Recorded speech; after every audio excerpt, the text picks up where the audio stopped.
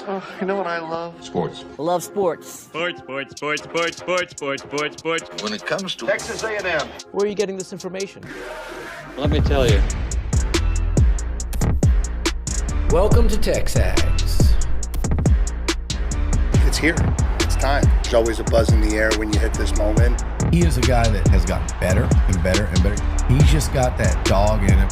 We will develop men. We will graduate players, and we will win championships on the field. I think of him as this hawk. Before long, he's going to be swooping in on those quarterbacks. And they embody what the school is about. It's about getting into hard situations and getting ourselves out. It's about working hard. It's about doing amazing things.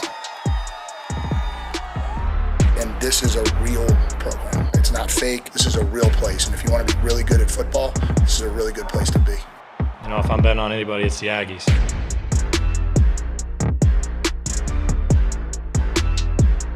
Two things can be true, OB. Okay. Nick Saban can be right, but he's part of the reason we're in this position anyway.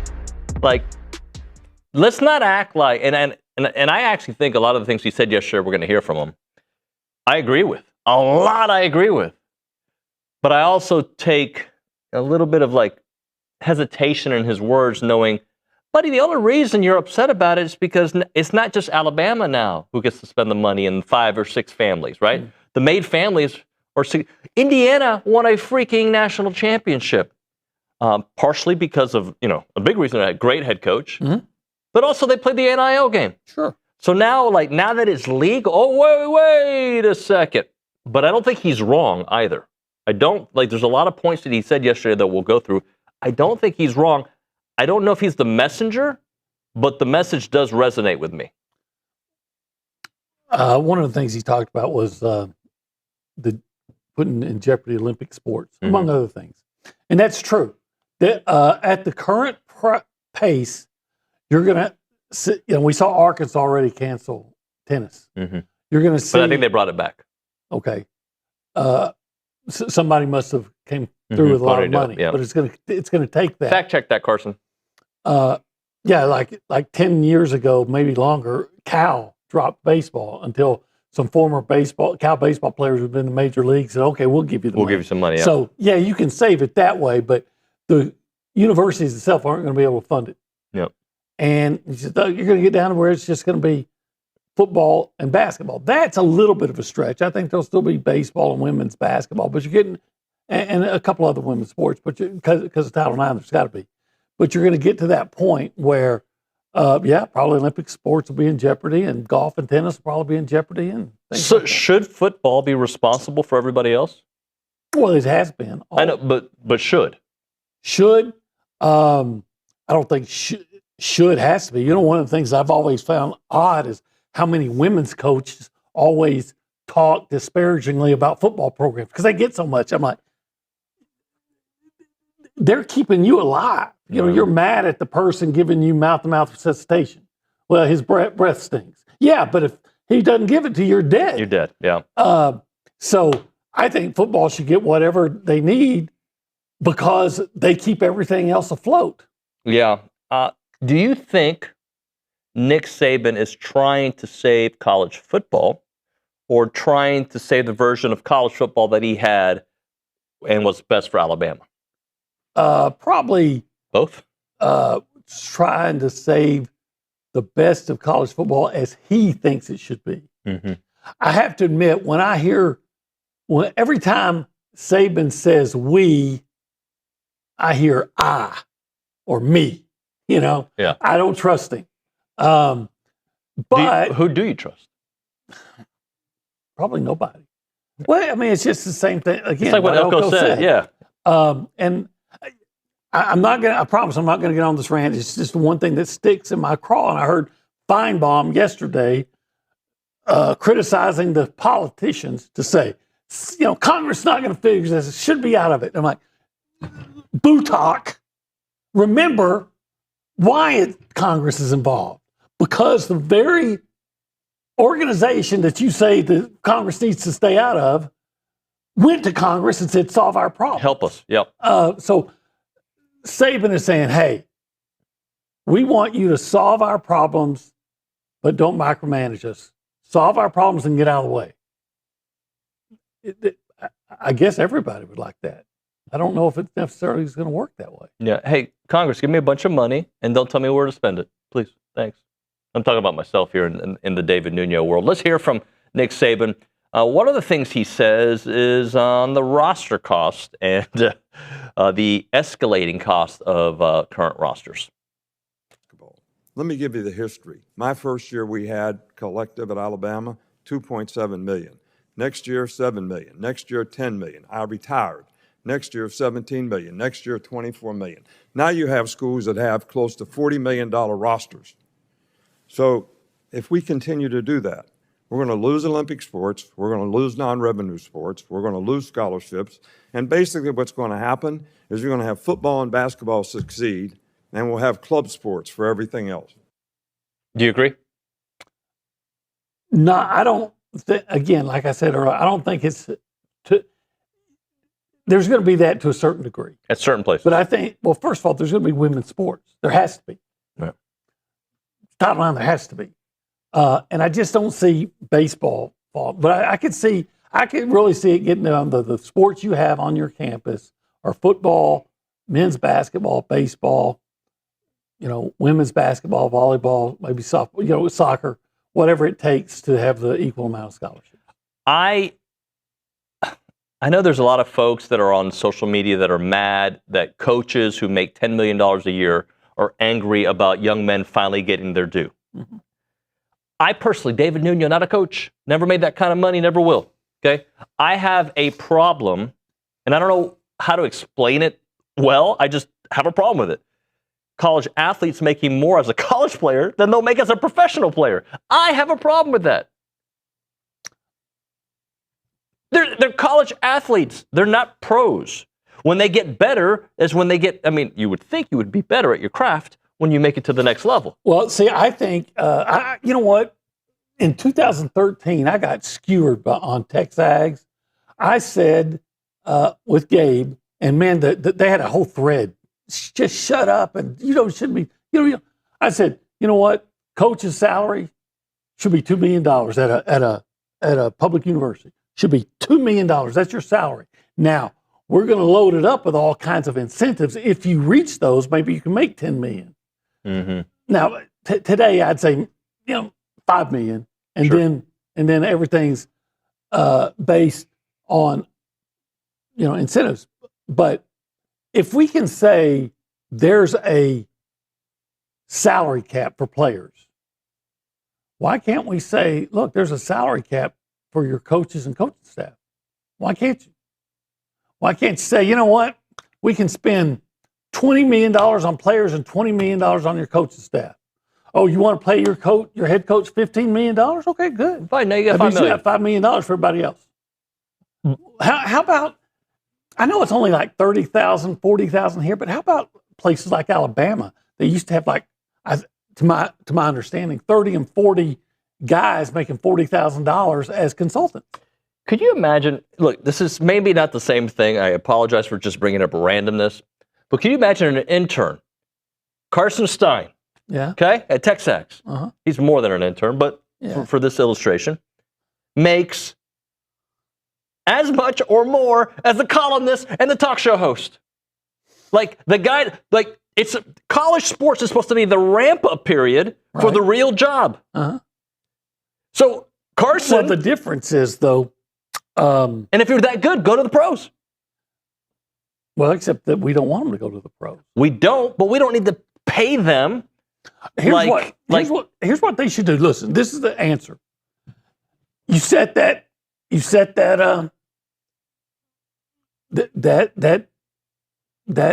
salary cap, mm-hmm. and you pay your player. The university pays their players whatever they want under that salary cap, and then the boosters do what they've always done. Under the table. Well, it doesn't even have to be under the table anymore. I still don't think that's why they want antitrust, I guess, because maybe that would change it. I still don't see how anything supersedes the Supreme Court ruling that players can make money off their name, image, and likeness. Yeah. The university is paying them to perform. David Nuño is paying this guy to come on and talk to him under his name, image, and likeness.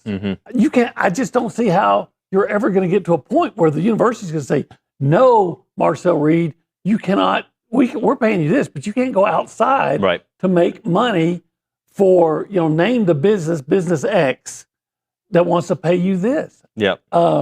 Here's a interesting point, and he's not wrong. Cloudy something. Sales reps in high-growth companies can make more money than those in large traditional organizations. Execs in large organizations extract wealth as profit. College football keeps the money closer to the players. I've said this before, I am all for more people becoming rich. Yep. It used to be there's a handful of athletic directors, presidents. How many provosts are there in university? There are so many people. As someone who just spent a ton of money sending a kid to college, college is a racket. And all these people are getting stupid rich, but the players were the ones that everybody wanted to see. And if they're now making millions of dollars, I don't necessarily have a problem with it. I understand when they're saying, hey, we as a university are not going to be able to keep paying that. Okay. That's why I say you pay them what you can pay them. And maybe not everybody gets an NIL deal. If you're a good player, you get the NIL deal. If you're not, maybe, we had a young man, I'm not going to say who he is, an A&M player.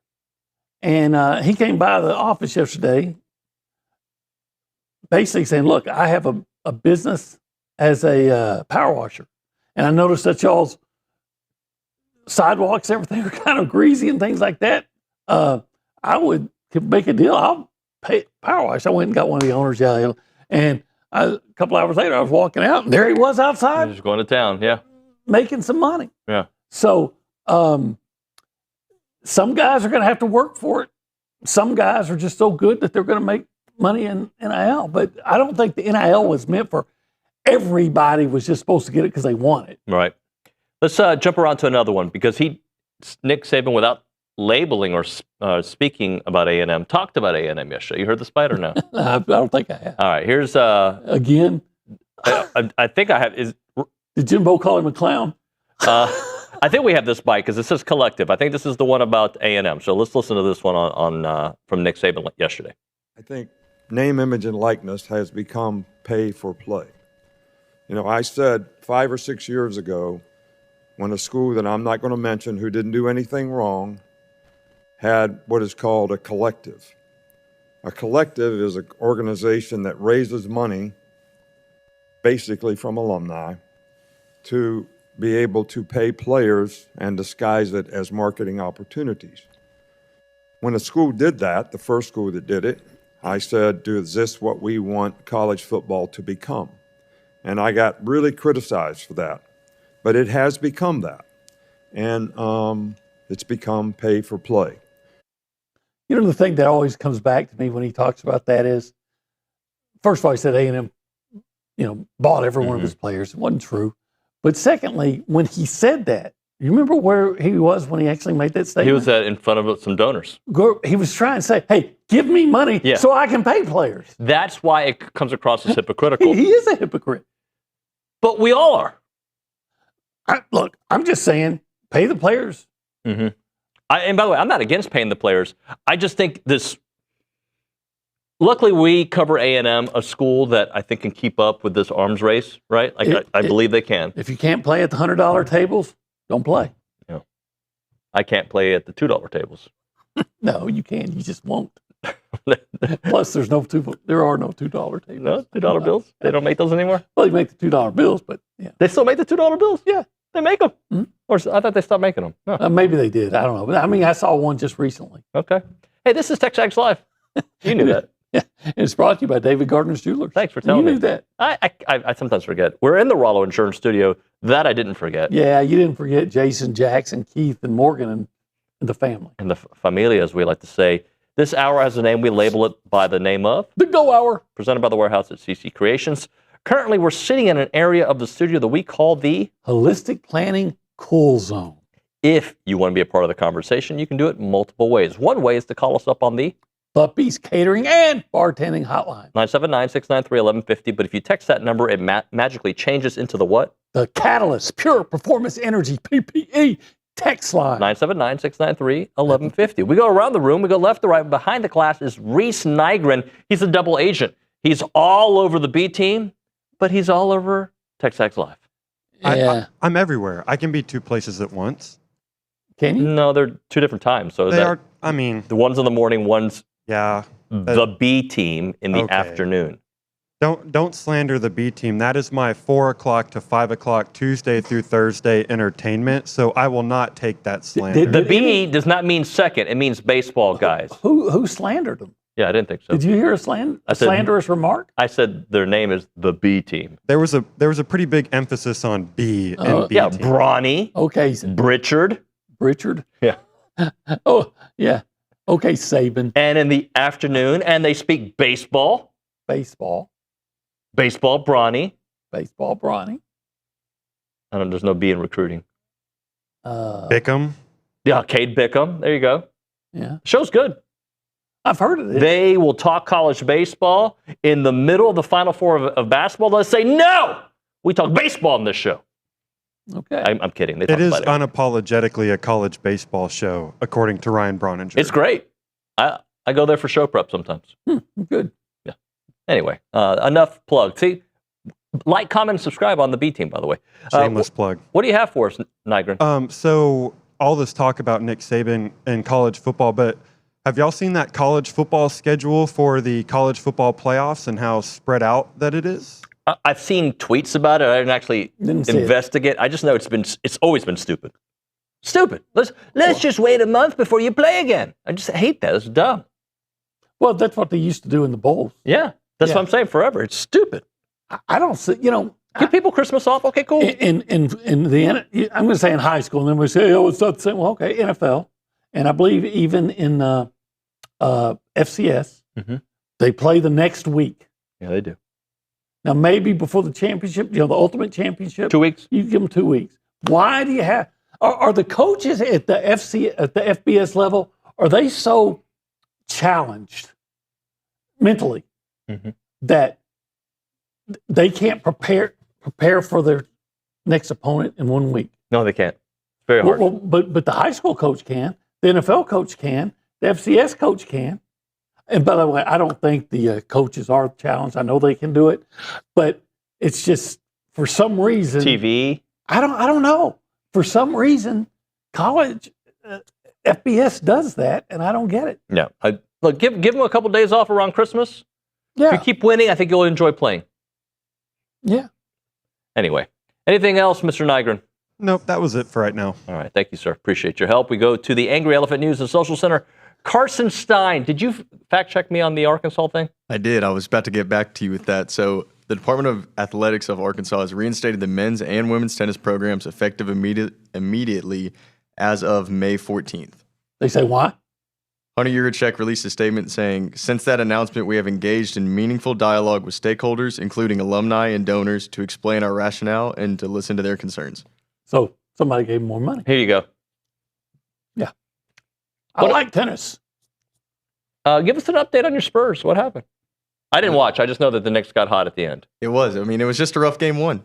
Was it a rough? You guys were winning most of the game, right? Neither team played good. Okay. Neither team played good. It was a very rough back and forth between two teams. Yes, Jalen Brunson had 30 points, but he took 31 shots to get it. Okay. Not very It's effective. like a James Harden game. So he shot 50%? No, he didn't. I'm kidding. 12 of 31. 12 of 31. Okay, almost 33%. How does a guy who lives between Dallas and Houston growing up root for the Spurs? How did that happen? I mean, I from Waco. It's Probably in the middle they of were good. everything. I mean, you can just pick? I did. I mean, I was like 8 years old. They were good, probably then. Yeah. I was 8 years old, finally got into the NBA, and I saw Tim Duncan and Tony Parker and Manu Ginobili. There you go. Okay, I was just curious. I'm not mad about it. I just wanted to know the answer. Just Thanks. felt like you were coming at me for a minute. You'll know when I come at you. Trust me, you'll know. What do you have? I just had one thing before we hit a break. So On3 released their top 100 newcomers list, and Texas A&M's Isaiah Horton, Wilcom Formby, and Anto Saka were named to it, with Horton being number 12, Formby being number 70, and Anto Saka being number 93. I appreciate those three names on there. Yeah, I bet you Saka at the end of the year. Are there any other names you guys would put on I there? bet you he'd be up there higher. I think Tyree Adams could be a really good addition. Yeah, I agree. I think C.J. Mims could be an addition, and I'm not, but the guy whose name I'm going to butcher, so I'm not even going to try it. So I'm just going to say Byard from Colorado. Yeah. Tafiq. But you know what? He might not even start. That's a good problem to have. That is a good problem to have. Let's hit What about Ricky Gibson? What about Ricky I keep Gibson? hearing good things about him, but I never actually seen him play. It's coming. Okay. It's coming, buddy. We'll see. Let's hit a break. When we'll come back, we'll do some more college football. You know what? The other thing that Nick Saban said yesterday that I really liked? What did he say? He told Ted Cruz, Ted Cruz is part of my community. Yeah, he's a Cuban. He's like, I could use some Cuban coffee this morning. I thought that was good. So, imagine a day where you get a little Cuban coffee. Have you ever had that? I don't drink coffee, but I watched you drink some. Yeah, I like the bread. Having some Cuban coffee in the morning, and then you go to work for a little bit, and you decide to have lunch, and you're like, look, I'm going to eat a lot today because it's that kind of day. I've had a real busy week.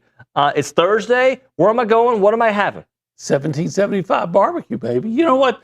They should just take Cruz and Saban and I forget the lady from Washington. I forgot her name. The senator from Washington. And I forgot her name. I've read it 95 times. Cannot remember that lady's name. I think it's 2 syllables. Anyway, and all the other people that are involved in this, and just, in fact, why don't they just have 1775? Gordon? No, I'd never give Gordon. Little Gordon Gee? No, Gordon doesn't Little do Yoda? anything. No? Gordon has to watch everybody else eat it. Okay. Yeah, he's a punk. But anyway, egghead punk who doesn't know football and acts like one of those guys that wants to get it. In fact, he should be denied 1775 for life. No, let him come. Let him watch you eat. Yeah, he'll be denied. But I think you could. I really think over a meal of succulent brisket and amazing pork ribs and that scrumptious jalapeno cheese sausage and the unworldly queso mac and cheese, I think you could sit down and get in the right frame of mind. You're happy, you're agreeable, and they could come to a decision at 1775 to fix all that is wrong with college football. Great word, especially with aliens taking over. Right now, you should call them. Actually, if you call them right now, they'll probably be busy cooking. But 979-492-6241, that's the phone number. You can check out the website, 1775txbpq.com. It is 1775. It's good.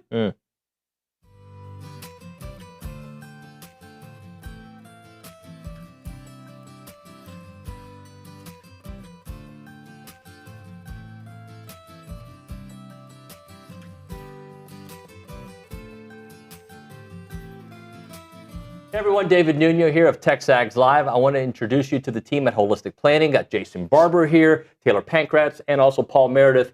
Jason, I want to start off with you. What really sets Holistic Planning apart from the others? Yeah, so what makes us different is most financial advisors stop at investment management. On the other hand, Holistic Planning, we manage investments, taxes, and estate planning all on one team, all underneath one roof. Now, Taylor, when everything is coordinated like that, it really helps the bottom line, doesn't it? It really does. When your investments and taxes are working together, you stop leaving money on the table and keep more of what's yours. Paul, Holistic Planning is trying to expand as well.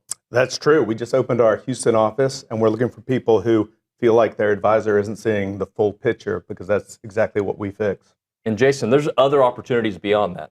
Definitely. If you're a financial advisor and you want to join the Holistic Planning team, we're looking to add 50 teams in the next 5 to 10 years. So check out holisticplanning.com/advisors. All right, so if you want a team that actually coordinates everything, go to holisticplanning.com. Aggies, this one is worth it.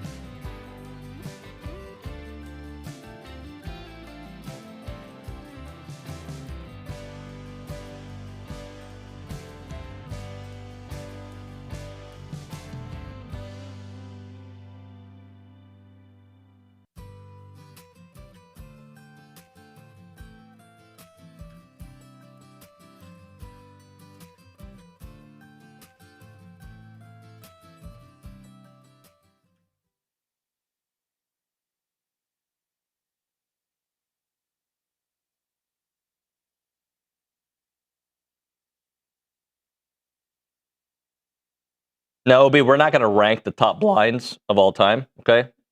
But Venetian blinds are definitely number one.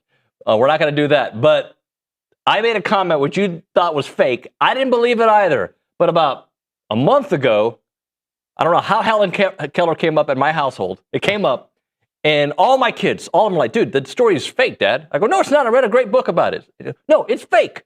Carson, you read the same thing too, that it's fake? You don't believe this, right? No, she was on like Johnny Carson or something. She was around for our era? Yeah. Helen Keller was? Yeah. I thought it was like the 1930s. Anyway, so is there information that it wasn't true?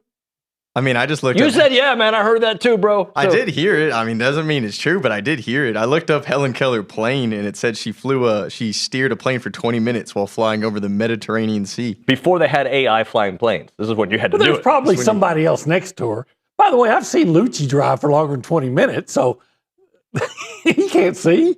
So, have you heard this? Look, you're over the Mediterranean. There's nothing but sky in front of you. You can just, put it on automatic pilot and just, you're driving, sweetie. Keep going. Have you heard that too, Reese? Because I hadn't heard it until recently. I've heard that she flew a plane, but I do not believe that whatsoever. But did you hear that how did you tell her what to do? She can't hear. She was deaf and blind, right? Yeah, but you could sign it into her hand. That's how Ann Sullivan, and that was the miracle worker that taught her how to. I'm not trying to be funny. I just find it hard.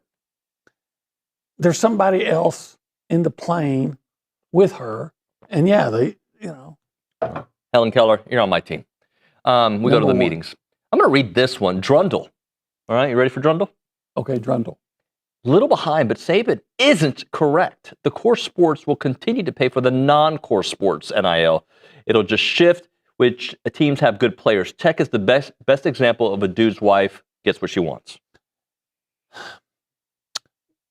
I think what he's saying is that there won't be. He's talking about if the cost that you're dealing, if the pay scale continues to rise. Mike Elko said it himself. In 2.5 years, we'll be paying players more than we're taking in on our TV deals. Now, that doesn't mean that, again, the TV deal doesn't count all those tickets and everything else that comes with it. Mm-hmm. But you know what? That's not, if it's just the players, that's not factoring the expense of feeding those players. Maybe it is, but feeding those players, housing those players, travel, all the travel that you have to do, clothing, all those things. So, it's a very expensive situation. And if it continues to go unchecked, I don't think it's out of the realm of possibility that you see programs being cut. I'm more and more, by the way, Tony Petitti says they are not discussing a super league. That anybody who says that is false. Okay. And I think he did a whole interview with Ross Dellinger on Yahoo yesterday. But was his nose growing while he was saying? It was growing, a little Pinocchio action. But the bottom line is that might be the only way to get what the SEC and the Big Ten want. Mm-hmm. Right? They can set up their own rules. They can set up their own, all right, this is what we're going to pay. And then if Tech doesn't get invited to the party, which I would assume they would get invited to the party, if they didn't, then you know what they'll do? There'll be a different option, a different league, just like you have, the ABA and the NBA. You'll just have a different league. Yeah, one of them will die, and one of them will flourish. Yep. Or you'll, what do you call it? Absorb it. Well, why split only to absorb? Eventually. I think it'll be the guy. I say the $100 tables. It's not even that. It's the people that play in the behind the velvet ropes, because they're at a different level. A&M, Texas, I assume Alabama, surprisingly LSU. LSU can't fix, state of Louisiana can't fix their highways, but they can always find a way to find money for their athletes. The major players will continue to be major players. I just don't think it's going to be at the rate it's going. That there's a bunch of programs in the Big 12, ACC, and other lesser conferences just won't be able to afford to play at that level. All right, let's hit a break. Stephen McGee's in the building. We'll chit-chat with Stephen on the other side. The Association of Former Students wants to say congratulations to all the Aggies who walked the stage last month. As you make your way to your next chapter, the association wants to make sure that you are staying plugged into all the Aggie Network by doing these 3 things. Follow the association on social media. Look for @Aggie Network on Facebook, Instagram, LinkedIn, YouTube, and X. Follow Young Alumni Instagram at TAMU Young Alumni for details on reunions and more. And join your local A&M club and find Aggies near you at tx.ag/clubs. Remember, the association is here for you, whether you need help finding Aggies near you or you want to travel to attend games. Fellow Aggies are always out there looking to spread the Aggie spirit through giving back. Don't hesitate to reach out. Welcome to the Aggie Network. You're officially a former student.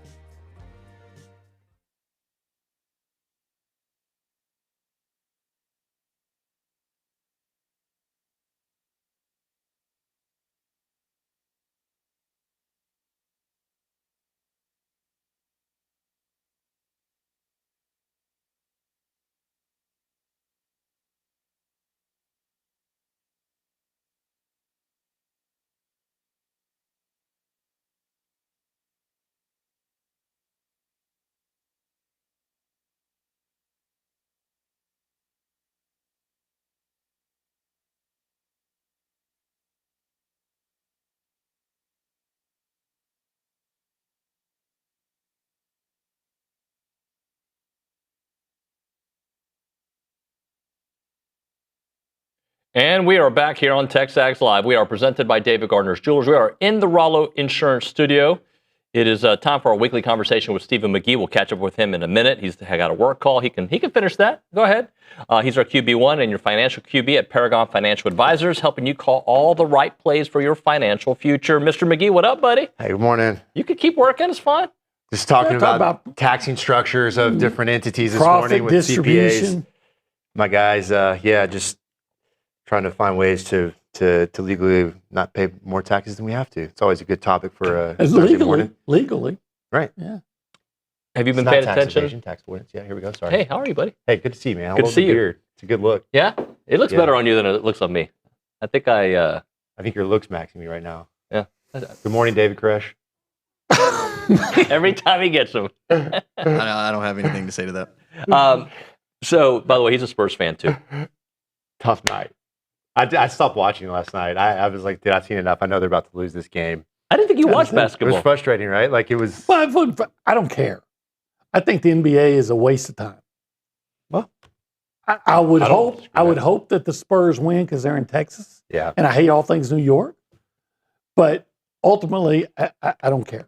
Yeah. I grew up in San Antonio, right? So I grew up going to Spurs games. My mom's company always had tickets. So I was like fascinated. And I mean, they were the only professional team. And I'm not a big basketball guy now. And of course, I've evolved over the years. Like a really one-trick pony. Love football and football alone. And a little bit of PGA golf. But when the Spurs are in the finals, I tune in. Like I pay attention. And I want them to win. I find myself rooting for them. I had actually was flipped through the channel and came on. And there was like midway through the third quarter. And they're up 13. And as I was watching, they missed like 2 or 3 shots in a row, and the Knicks made it. And I said, Knicks are going to win this game. I don't need to watch it. Yeah. I checked the phone this morning. You were right. And I was right. Yeah. But you could see the game change right there. And you're like, okay, this is. Yeah. This was like, the end of the third quarter. It's like Marcel Reed coming in against LSU. You knew. You saw it was coming. Yeah, it was a train. Yeah. Paying attention at all to the Senate hearing in college football or college sports, I should say. I just saw headlines that Saban was calling out Ole Miss and their quarterback. I don't know what. Yeah, he had a. I mean, I don't know if he was.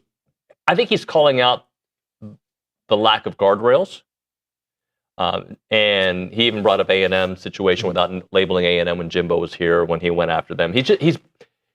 It's weird hearing from a guy who we know took advantage of the system when he was there, and now that there's more people playing the same game at the same table, he's got a bigger problem with it. I don't think he's wrong, but I don't know if he's the spokesperson for it. Yeah, definitely. I agree. I think, he was always very opposed to anybody that would ever call out the fact that Alabama was very active before NIL and paying players as if like, almighty are thee, like we never committed any of this stuff. And like, dude, that's just flagrant. Like and I think that's frustrating where he's taking this. And I love Nick Saban. I think he has so many words of wisdom. Like, I think he's a fantastic football coach. And I appreciate, but again, like taking the moral high ground when you did. Like you may not have been active in it, but you told the right people to make sure the deal got done, the player got signed. Get it done. I mean, you can't get those levels. I mean, look at their what was it 20? When was Joe Burrow at LSU? He finished in 2019. 2019. That LSU Alabama game that year where it was like 45-42. Yeah, great game. Unbelievable rosters. Mm-hmm. Like if you go up and down. There's NFL talent all over that place. All first round picks on both sides of the ball. It's just great. And they're, NFL legends now. I mean, these guys are Joe Burrow and Jamar Chase and Devontae Harris. I mean, the running backs, Najee Harris. I mean, it's just incredible. But my point there is to say that there's money being flowed on both sides of that field. Yep. Yeah, it's like me calling people ugly. Right? I mean, stop. I'm ugly, and I'm calling you ugly? What? Who said you were ugly? I thought if you're in the community, you can say it. Just about everybody. So like, where do you get off calling somebody ugly, Olin? I don't think troll. I think you're. I think you're very handsome. I do too. In a non. All right. It's like me calling. How do I say this in a radio appropriate way? Like in a very heterosexual comment. Yeah, I think you're a good looking guy. Okay. It's you like got game, calling bro. people fat. Yeah. All right. OB called But I think somebody fat people obese. can't call fat people fat. Yeah. I think they're in the community. But looking down more on acceptable. them, Okay, I got you. Well, it's like Charles Barkley calling all the San Antonio women fat. which is not true, by the way. I've seen some pretty ladies in San Antonio. I'm sure you have. I'm sure you've taken good notes. Probably, and some of them were thin. All right, so 10 years ago, what was better about college football? I mean, what's better? Is the product better today than it was 10 years ago? I mean, I'd almost argue I like the current college football product. I don't love NIL. I don't love, transfer portal rules. I don't think it's necessarily great for the game. But I think where we sat last year in the world of college football, that it is a great landscape. It has not produced the monopolies of college football that I predicted it would. I'm not saying that that's not going to happen. I think a lot of people are predicting it will get there. But I think it produced an Indiana football team that would have otherwise never been a national championship winner, right? And I think there was more parity in college football, and we've seen that in the last couple of years than we've ever had. And I think that's great for the sport. That's what we want. We don't want it to be lopsided like Major League Baseball, where it's the haves and have-nots, right? It's the, the Dodgers spend $440 million a year on their payroll, and the Arizona Diamondbacks spend $20 million, and it's clearly evident in the win-loss records of who's winning games. I think that's what I was concerned and where I felt like college football was going. I still think it's going there. I think, but there's more teams that can do it than in the previous, I think, right? Well, I would question that, and I think if you really get down to the nuts and bolts of these athletic programs, I think there's a lot of blue blood programs out there like Alabama that are paying more than they can sustainably do. They don't have the funds to do it. I think they're operating in the red right now, and that the day is drawing near where they're going to have to figure out how are we going to substantiate and write these checks. We can't do capital, expenses of facilities and pay these guys a growing number. And have other sports. There's going to be, it's coming. And so, yeah, we're blessed at A&M because we have an oil and gas guzzling alumni. Not everyone can do that. But the reason I say more teams can do it now, and I think some of the haves in the past don't have the same kind of funds that a Texas Tech has. But we're in a world where Texas Tech and Indiana wins the national championship. Not that Tech did, but Indiana wins the national championship. And partially because they can spend the same amount of money as some of the other schools. Yes. Sorry, I keep focusing on this grap. What are these knuckles things? Oh, this is because I broke my finger. I thought you knew. Yeah, that's right. Yeah, I broke my finger. Everybody who sees it is like, why are you wearing brass knuckles? Yeah. So, the question there is inevitably going to be, how long can they substantiate operating their athletic budget in the red and continue to pay these guys competitive salaries in order to retain the type of talent they need to compete on a championship level? Right? Right now it is, right? I mean, clearly college football is as competitive as it's been. Would you agree, OB? Yeah, I like it. I like what's going on in college football. Now, I've said this before. Here's your answer. You set the salary cap. The schools have to operate within that salary cap and pay it however they see fit. But there's still NIL out there. And basically, the star high school recruits and the star transfer portal guys, it's an auction. Whose fan base, whose boosters want to outbid the other guy? Who loves your team that much? Yep. The university itself can only pay this. If you pay above that, the university's in trouble. But the NIL thing, that's a whole different deal. If Stephen McGee is the star quarterback and he's out there and Texas says, Stephen, you come play for us, we'll pay you $10 million. And A&M has the option then to go, well, wait a minute, we'll give you 11. And then Ohio State's going to swoop in and say, we'll give you 12. And LSU's going to say, we'll give you 13. You're going to have to get a new car when you drive on our highways, but we're going to give you that. And then, of course, Oregon's going to come in. The subtle comment. And Oregon's going to come in and offer you that. But you have the option. Well, I'm still going to A&M. At 11, you're taking the 11? Yeah. Okay. I'll happily. Well, because there's a big difference. 11, 13. You're going to say, look, you're not going to have a state income tax. It's going to take 10%. There you go. That and it's now going you're to be talking cheaper. numbers. Your money's going to go further. Yeah. You don't have to lock your doors sometimes. Yeah, there you go. True. Yeah. Better community, better people. You do if you're making probably $11 million. No, it's true. Yeah. It's fascinating. I think that the world of budgets is going to quickly come into private equity. I think that naming rights, athletic programs selling 50% of their sports marketing and all the revenue streams, private equity comes in here. They write the substantial check. It solidifies the bottom line. And then you have potentially a 60-team conference where you have one huge TV contract that's more and more looking like the numbers that the NFL generates. So we'll see. Yep. Let's hit a break. We'll come back with more, a little buy, sell, hold. Right now, headquartered right here on Highway 6 in College Station, I'm talking about the Rollo Insurance Group. They share the community values. They're an independent agency that works for you, not the shareholders. Their team does provide objective consultation across all insurance lines available in Texas and beyond. Join thousands of Aggies who trust Rollo with protecting what matters most. And when local matters hit home, like severe weather or regional economical shifts, Rollo agents understand the impact firsthand because they live here too.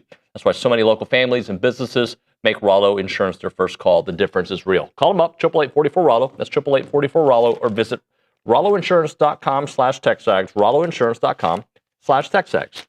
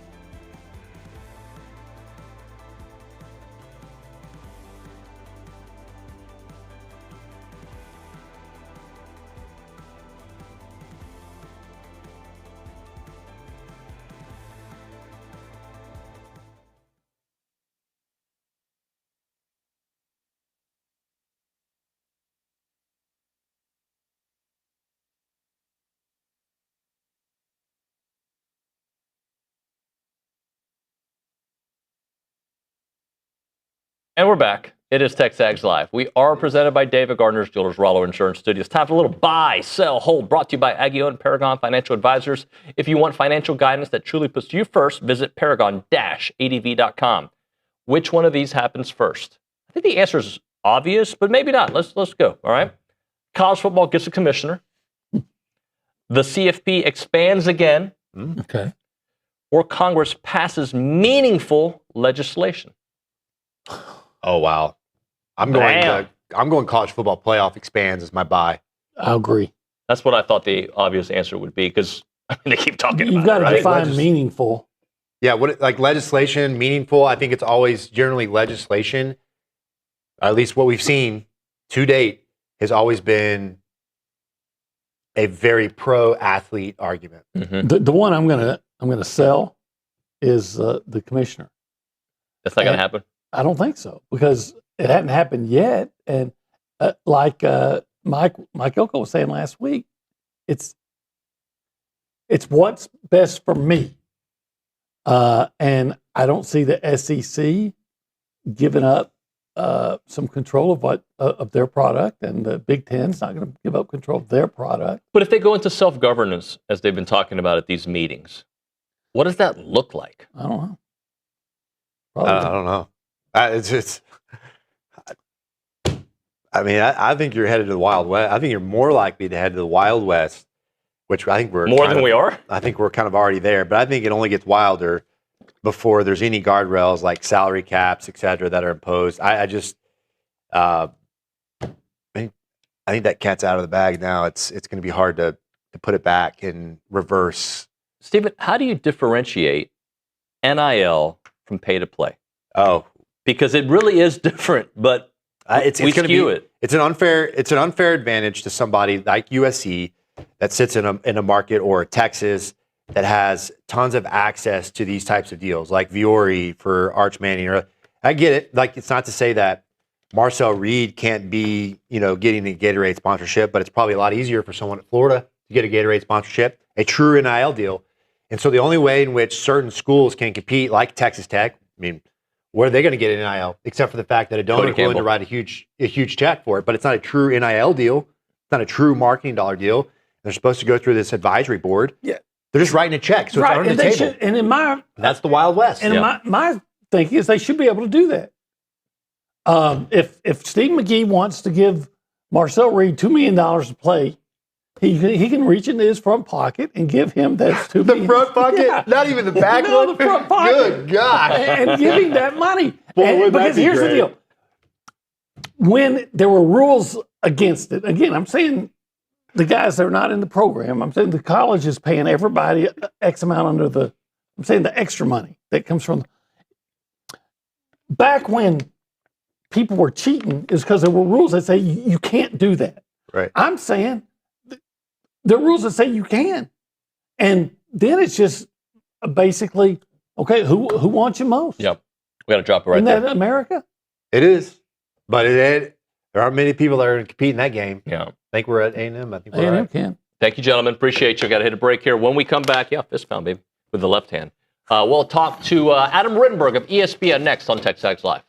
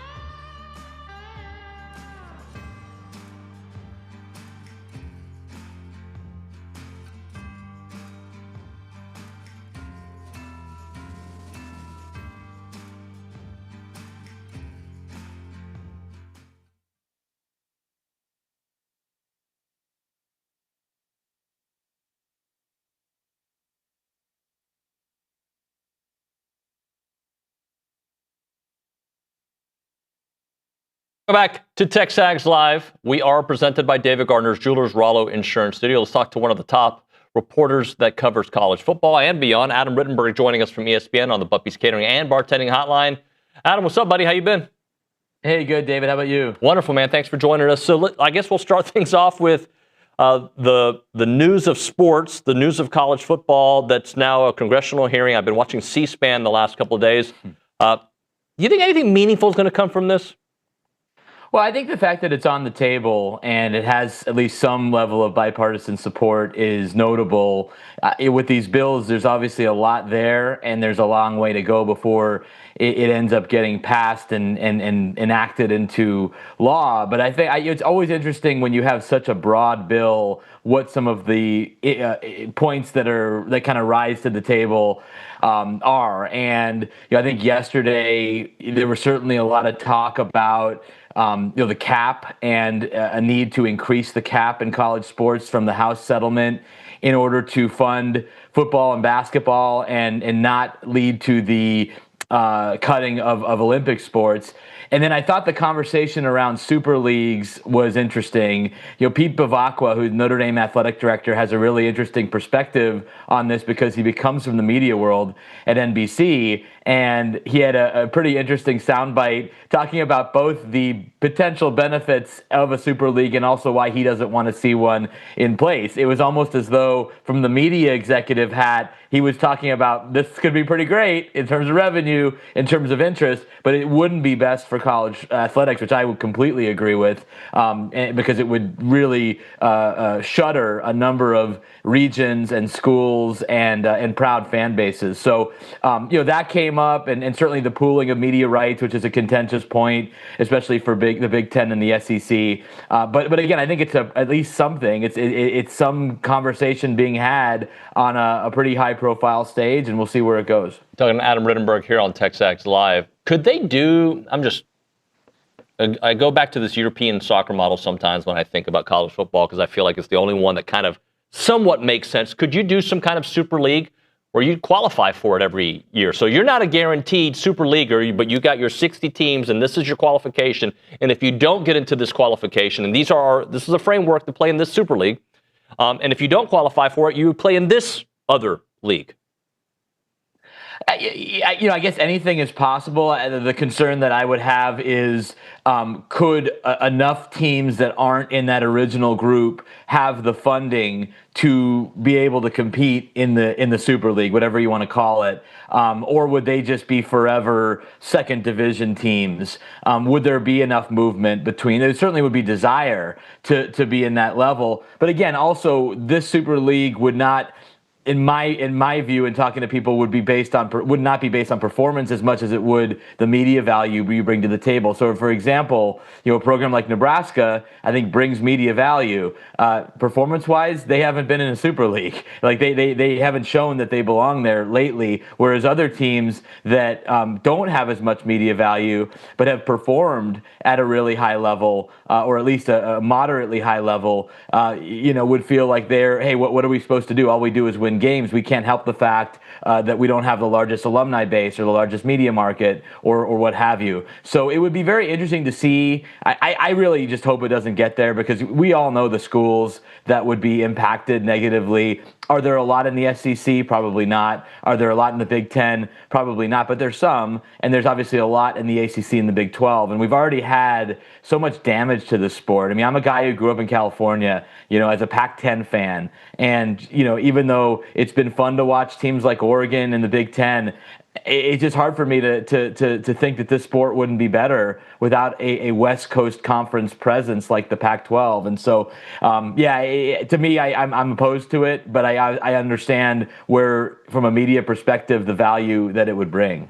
Talking to Adam Rittenberg here on TexAgs Live. How about Nick Saban? And this has been my kind of theme with him this morning, Adam, is that I agree with a lot of what he said. I really do. I also don't know if he's the spokesperson that I want to hear from, but he is. I know I'm all over the place with it, but everything he says I agree with, not everything, most. But I also know where's it coming from because Alabama took advantage of that system before, and now it seems like more people can take advantage of that system. Right. Yeah, I think that's the hard part. Is I do think Nick is genuine in his desire for college sports to be in a better place. I don't think he's lying when he talks about his affinity for Olympic sports and for opportunities. But it is hard to divorce that from what you said, right? That in a system where at least legally college athletes weren't being paid, Alabama thrived. They won at a historic level, and so did other programs in the SEC. And I think the sport is better off. It may not be better off in every corner of the SEC, but the sport is better off when there's more variety. Like Indiana winning a national championship is, if you just asked an objective person, is undoubtedly a good thing for the sport because it provides hope and opportunity for a school that was literally at the bottom of the Big Ten for decades and decades. And so, whether you're a Big Ten or SEC school, if you have the right coach and president and alignment and donor base, perhaps you can rise up. One thing we're trying to delve into this summer is what are the programs that we just missed on, that we just didn't fully understand what their capability was, and I'm guilty of that with Indiana. But getting back to Saban, I think that is the problem when people like Saban or Kirby Smart speak, even if they're well-intentioned, it's hard to separate that from, well, you just want it to go back to the way it was when the deck was stacked in your favor. And I just don't think it's going to go back to that. Whatever it ends up being, it's not going to go back to that. I was listening to one of your colleagues, Matt Berry. I think he was on with Greg McElroy recently, where he talked about he would like to see a world where college sports or college football rewards you for the non-conference wins, but maybe doesn't take them away from you. If Texas loses to an Ohio State or A&M versus Arizona State, whatever the game, Notre Dame last year, whatever that game should be, so you are not penalized, so you have incentive to add those games to your schedule. What do you think about that kind of framework? Right. Well, I think the challenge is that, yes, in a perfect world, you would be rewarded for those games. And I have been very consistent about the desire to see more of those games, not less of them, because we're talking about a sport that only has a 12-game regular season and shouldn't have wasted weekends. The fans, should be rewarded with compelling matchups on every weekend, or at least most of the weekends. I think the hard part is, certain leagues have felt that they have extended themselves schedule-wise and maybe been punished for it. SEC is only now getting to this model, which I think would have been great years ago. 9 conference games plus a premier non-conference game, or at least a Power 4 non-conference game. SEC fans were deprived of that for years and instead given an 8-game conference schedule that would have massive gaps when certain teams would play one another. That did not serve SEC fans, even if it served SEC fans on the field. And so we do have a little bit more uniformity. The Big Ten, certain teams, I want to see them schedule out of conference aggressively. They're not doing that. And part of the fact is that the last 3 national champions haven't had to play anyone of note out of conference, and they still went on to win national championships. So, it is interesting that we're here because for so long we weren't at a position where schedule strength was being talked about everywhere, and there wasn't an embracing of it in all corners of college football. It's something that I remember talking with David Shaw about this for years, the Stanford coach who came from the NFL and said, hey, if we're going to have a playoff, we need to have uniformity in scheduling. We need to have the exact same schedule models for every team that's eligible for the playoff. And I couldn't agree with him more. Whether that's 9 conference games and 1 Power 4, 10 conference games and 1 Power 4, whatever it is, sure, you're going to have more 8 and 4 teams in the playoff, but you're also going to have teams that have been tested a lot more than some of the recent playoff contenders or even national champions. Adam, the playoff expansion talk has dominated for a while. Now, obviously, the Senate hearings are a little bit more important, but do you think we're going to get to this 2014 playoff this year, or do you think it's going to stay at 12? I think it's going to stay at 12. I think there's too much opposition that probably isn't going to change their minds in time for it to be implemented for the 2027 season. Doesn't mean that it won't get there. But I think one thing that has been fascinating to me, David, is that a year ago we were talking about two 16-team models. And I think the SEC felt that if it went to 9 conference games and it required its teams to play one Power 4 opponent outside the conference, then everybody would then just say, okay, let's go with the 5 and 11 model, which again, from the Big Ten perspective, they were against vehemently. They just don't believe in the selection committee to look at teams in a way that they can accurately and consistently decide who's in and who's out. And so that's why they wanted a model that had more automatic qualifiers. I'm a little surprised that model hasn't resurfaced at all on the SEC side. You're guaranteed 4 spots. You can create a playoff within your league to figure out who gets those 4 spots. You're likely going to get another 1 to 3 spots outside of your conference from at large and the overall strength of the league. Why was that so shot down at last year's spring meetings? Because again, that was the model the Big Ten wanted. The ACC and the Big 12 didn't want it because it made them look inferior, even though how many teams are they getting in the playoff right now? Usually 1. So would it be that bad? You know, it would feel bad, but in practice, it actually wouldn't be that bad for the Big 12 and the ACC to have multiple playoff contenders because they are weaker. Let's just face it; they're weaker conferences on the whole than the Big 10 and the SEC are. So yeah, I think, but to your question, until there's real widespread embracing of 24 within the SEC, I don't see that becoming the system immediately, but certainly could happen down the line. Adam, I've always heard, and I actually agree with it, but I've had recently a kind of a detour in the way I think about it, that the bigger you make the playoffs, the less important the regular season becomes, right? And I totally recognize that, because you can maybe a rivalry week, you don't have to play certain guys because you're in the playoffs. Why would you take a chance? I understand that. But I also think it kind of depends on who you are, right? Because the regular season becomes of more important for programs that are close to making it, right? So it is a matter of where you stand in the pecking order. It is, and I think, again, because of the seeding and how dynamic that is, I mean, that's the difference in the NFL in many cases, is that it's going to be very difficult for a team to be locked into a top 4 seed going into their final game when they can rest their starters and potentially get blown out and remain in the top 4. So that was what the Big Ten coaches were adamant about, you know, that, hey, including the teams that might be in that position, like in Ohio State or in Oregon and so forth, they were saying, hey, we will play because we want to guarantee the top 4 seed, because that creates a bye situation. And then I think the other trade-off that maybe people aren't looking at enough is the types of games that would have playoff implications that don't currently have. Like, there's a lot of great rivalry games that never have playoff implications, or rarely do, or only have them for one team. Yeah, I saw Brett Bielema, the Illinois coach, the other night. He had an event at Wrigley Field, and he even brought up like Illinois Northwestern. Like, that's a game that, you know, matters to those two schools here in Illinois, but never really has playoff implications. But what if both teams have 9 wins, and that the winner of that game is maybe the number 22 seed or whatever it is, and the loser's out? Like, that suddenly that has a lot more juice to it. So I think there is a trade-off. I personally don't love the 24 teams. I think 12 teams is fine, but I understand the argument for it, and we'll see where it goes. It's clearly got at least some support within the SEC. The picture you presented a moment ago really resonated, because, you know, those top 4 seeds, A&M was one of those top 4 seeds going into the last game of the regular season, and they went from 4 to 7, right? Yes. And had that loss, in my opinion, happened mid-season, they would have been a top 4 seed. It's a great point.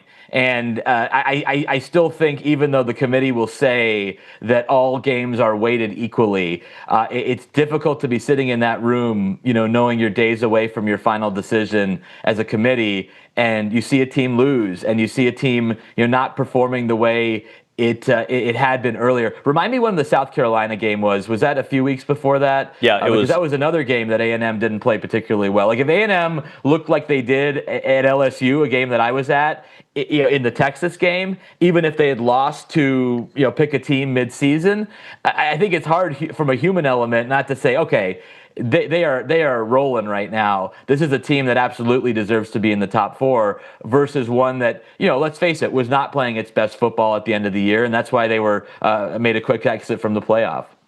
Adam, let's talk about A&M entering the 26th season. I think Coach Elko, who's had a really good profile, I think nationally, I think he's looked upon differently now, especially his sound bites, I think, are hitting more. He's been very consistent with the things he has said. But the program itself, how different do you perceive them and where they're going, even though this year, very difficult schedule. Last year's was too, but things got easier as it's the way people perceived it. But new offensive line, new defensive line, like they're going to look different, but the expectations are now for sure there. Yeah, it absolutely is there, and it was a credit to what Mike and his team has done in relatively short order. And I just think the trend lines are positive for A&M. What they're doing from a development standpoint, what they're doing from a high school recruiting standpoint is encouraging. The fact that they want to build their team at the line of scrimmage, that's what all the great teams are. That you can talk about Fernando Mendoza, and he was tremendous for Indiana, but Indiana was an elite team at the line of scrimmage, offensive and defensive lines, and they've built their program in the future to try to sustain that. You look at what A&M has done, who they sent to the NFL draft. The job that Adam Cushing, who I've known for years, has done on the offensive line. The defensive line has been a strength at times for A&M and can continue to be. But I think this is an important year to test that, right? How do they reload on the O-line? How do they reload on the D-line? Are they able to sustain at those spots? Because I have confidence that there's offensive skill. Marcel obviously coming back. Some of their other returning players on defense. Some of the players they added in the portal. Obviously, resources are never an issue where you're sitting right now. But I like the philosophical approach of how they're building their roster to not just have one run to the playoff, but to be in that conversation year after year. Are they going to make it every year? No. And this may be one of those years they don't make it. But I think they have given themselves a chance to be a playoff contender for the foreseeable future.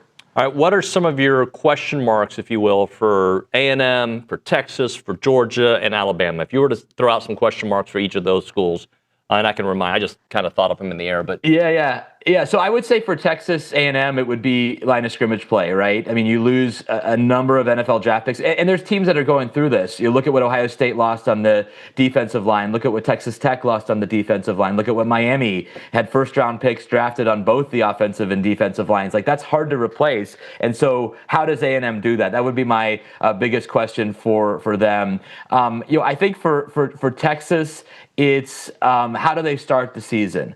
And can they beat Ohio State at home? How will Arch Manning carry over his success from late last year? I mean, you could argue that Texas has the best offensive and defensive players in college football, and Arch Manning and Colin Simmons, but they've got to play like that. And in talking to Sark earlier this spring, he mentioned that, hey, our best players have to be our best players. I mean, everybody knows who they are, whether they're retained players from last year, whether they're transfers, like they brought in a guy like Cam Coleman from Auburn, or even Hollywood Smothers from NC State. Like, they've got to be our best players, and from start to finish. I think that's a big one for them. I think for Georgia, it's the passing game, and I'm confident that their line of scrimmage play will be strong, even though they're young in certain spots. Can they be a team that passes the ball like A&M did last year, like Indiana did last year, like Miami did last year? I feel like they've had something missing there, and they bring back Gunnar Stockton at quarterback. They add a guy like Isaiah Canyon from Georgia Tech coming over, but they lose Branch, they lose some others. How are they throwing the football? Who is the fourth team? Oh, Alabama. Alabama's an easy one. They got to run the ball. I mean, you cannot be a better team than last year if you don't run the ball at a much higher rate. Could be taking a step back at quarterback, at least initially, with a younger player, although there's a lot of excitement around both Keelan Russell and Austin Mack, who was really pushing Keelan until he got a little nicked up at the end of the spring. But it's pretty clear their offensive line play was not up to snuff. They were not running the ball anywhere near the level of these other national championship contending programs. And so if they don't do that better, it's going to be the same story or worse. If they can run the ball with the coaching staff that I still very much believe in there, having a couple of years of players in the program that they've recruited and developed, I think Alabama can take another step. But it's at the end of the day, it's a blocking and tackling game, and it's a run the ball and stop the run game. And if you can't do one of those things, you are not going to be a team that we're talking about in late January. Adam, great stuff as always, my friend. I'll see you soon, hopefully at SEC Media Days, and we'll catch up very soon, all right? Sounds like a plan. Thanks for having me on. Thank you. Adam Rittenberg on the Buppy's Catering and Bartending Hotline. We'll hit a break. When we come back, open segment. I know I got an idea, but I don't remember what my idea was. But we'll get to that on the other side. Right now, though, we're talking about Paragon Financial Advisors. When it comes to your decisions, having the right advisor makes all the difference in the world, and that is Aggie-owned Paragon Financial Advisors. They're an independent fiduciary firm working with clients all across Texas, and they're focused on advice, not commissions or sales quotas. So their team includes 18 professionals. They've got 8 CFPs and a CFA, and with that level of experience, it ensures that your plan is built with care, clarity, and long-term perspective. Visit paragon-adv.com or give them a call, 979-693-3907 to schedule your free consultation today. It is Paragon Financial Advisors, integrity, expertise, and trust. Paragon Financial Advisors.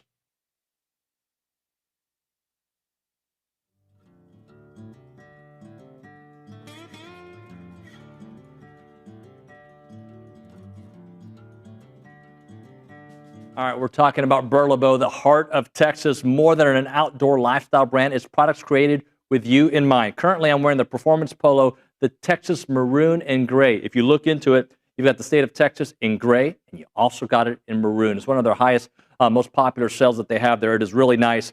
Comfort and versatility. You can wear it in any situation. Quick drying, fits the size.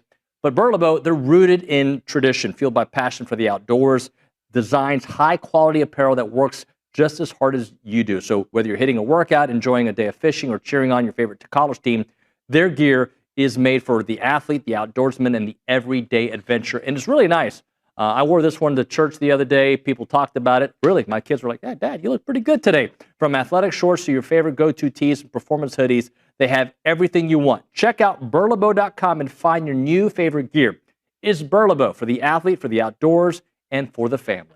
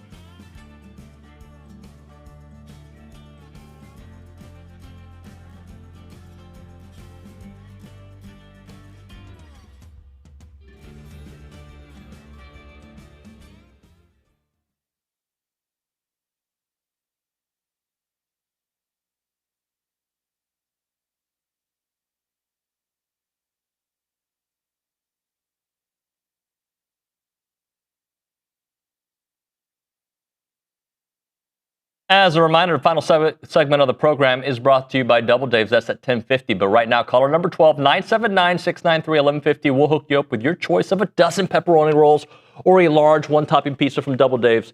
They've been serving Aggie land since 1984 with your favorite pizza and, of course, those world-famous pepperoni rolls. Reliable in-house delivery, bringing piping hot goodness straight to your door. Just click on doubledaves.com. And your favorites, guess what? They're on their way. Was that sincere? Sound very sincere. Thank you, Carson Stein. I won't call you when McGee calls you. I won't do that. Because you do look like somebody, though. I don't know who it is. I think I look like me. I mean, I don't know who else I'd look like. I'm not going to open it up to the audience. I do not want the audience to text or YouTube chat who you look like, or Nygren, or myself. Okay? Nygren, do you have anything you want to add to the segment? I mean, you're just over there sitting like you own the place. I wouldn't say I'm sitting here like I own the place, but I am in a different spot than I usually am. You're doing a great job. I don't care what Nick says. Thank you. Nick hasn't said anything bad yet. Stein, on the YouTube chat, there was a comment. I'm not going to get into it. It was like, hey, should we suspend coaches for making bad choices? No, we don't suspend coaches for making bad choices. I would have been suspended from TexAgs 1,000 times. You know how many times I've taken Olin down to the deep water that I know I shouldn't take him to? I mean, I had him round third one time. You can't do that with Olin Buchanan. Anyway, what do you have for us, Stein? I have 3 Aggies on the NFF's College Football Hall of Fame ballot. Ray Mickens. Ray Mickens, loved Ray Mickens. Dennis Francione. Yep. And friend of the program, Jackie Sherrill. Yeah, so help me understand how this works, because I feel like they're on the finalist list, but the voting's not for a while, correct? Yes, I believe it's not until December or January. Let me double check. Yeah, it's usually around the national championship, I thought. I could be wrong, but I believe that's the case. Coach Fran making it, he didn't have a great run at A&M. Okay, he did not have a great run at A&M. I think people who played for him liked him. Maybe not Reggie McNeil so much because the offense wasn't geared towards him. He was very nice to me when I dealt with him. I liked Coach Fran. Ray Mickens was just a beast, man. Just a beast playing. Who else I'm trying to think of? Oh, Jackie Sherrill, friend of the program. Jackie Sherrill deserves to come on, put him in there and put him in Aggie colors, not Mississippi State, which is the same colors, but you know what I mean. Anyway, what do you got? Well, we can switch over to another topic. I saw this earlier, and I know Luke Evangelist will like this. Then I'm out. Then I'm out. Never mind then. No, go ahead. No. On3 released their top 25 overall portal players with PJ Haggerty coming in at number 7. I like that. He's the only Aggie on the list, but I mean, number 7, getting a top 10 guy out of the portal in year 2 of Buckyball.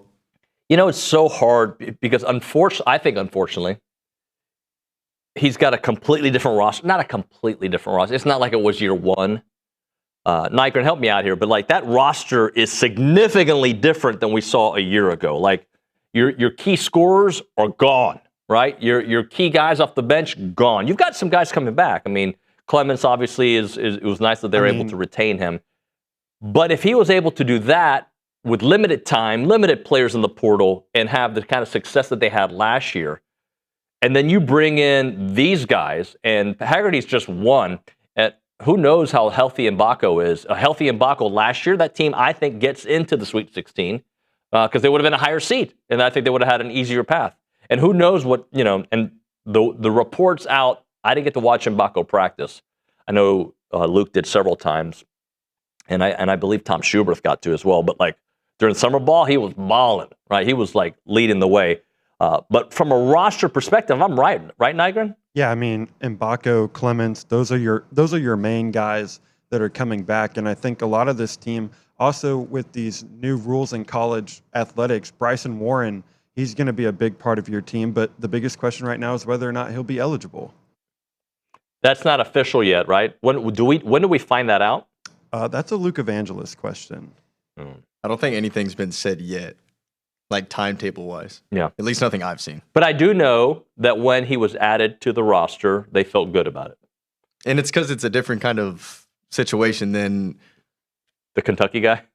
The Kentucky guy, the Alabama guy from last year, the Baylor. It's because he never played professional NBA minutes, NBA basketball. He left straight from high school to the G League. skipping college completely. So it's kind of a whole look, different situation when it comes to that aspect. I'm going to say this again so people understand where I'm coming from. I was not a huge fan. In fact, I was completely against this, the Bediako situation with Alabama last year. I did not like it at all. He wasn't eligible. He played against A&M. Like there's a lot of reasons I wasn't for it. If you get drafted, you shouldn't be able to play college sports. Well, whatever the rule is, the rule should be, right? Like that, we should follow that rule. But like when people ask what's different from A&M's perspective, I would tell you with adding Bryson Warren is that to me, what's different about it is they're going to wait to get him approved. Okay. And if others are doing it, I think I yelled when I said that, and I apologize for the volume. If others are doing it, I want my coach to do it at the highest level. Doesn't mean I agree with it. Okay? Right? Like, just because you can do something doesn't mean I like it, but during the baseball steroid scandal, which was before you guys were born, right? I mean, I'm sure it's always happened, but at least in your lifetime. But during that scandal, yeah, of course I would rather my guys not use steroids to be great if that's against the rules. But if everybody's breaking the rules, when the Astros got in trouble, Nygren, Astros guy, right? Big Astros guy. And I don't like bringing this up because I know Richard's probably listening upstairs and it affected his team. But it's been proven, it's been discussed, but everybody was doing some form of cheating at that point. Now, what the Astros did, they took it to a ridiculous level. I recognize that. A ridiculous level.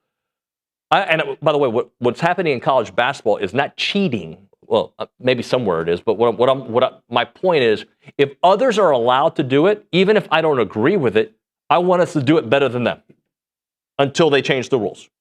Fair? Does everybody agree with that? Yeah. Yeah. Okay. If everyone's breaking the rules, no one's breaking the rules. But it's not even breaking the rules. I may not agree with that as a possibility that you can do this. I may not agree with being able to go 85 miles an hour on a highway. Right? I may think that's a little too fast for most people. Right? I think it's dangerous. People are texting and driving. I don't like it. But I'm going to drive 85 too, because everybody else is. Right? It's like we said earlier. If everyone's speeding, technically nobody's speeding. Unless there's a radar gun involved. Then several people get the little point. You ever gotten that point? Me personally, no. No? You've never had a ticket? All I've had is a warning.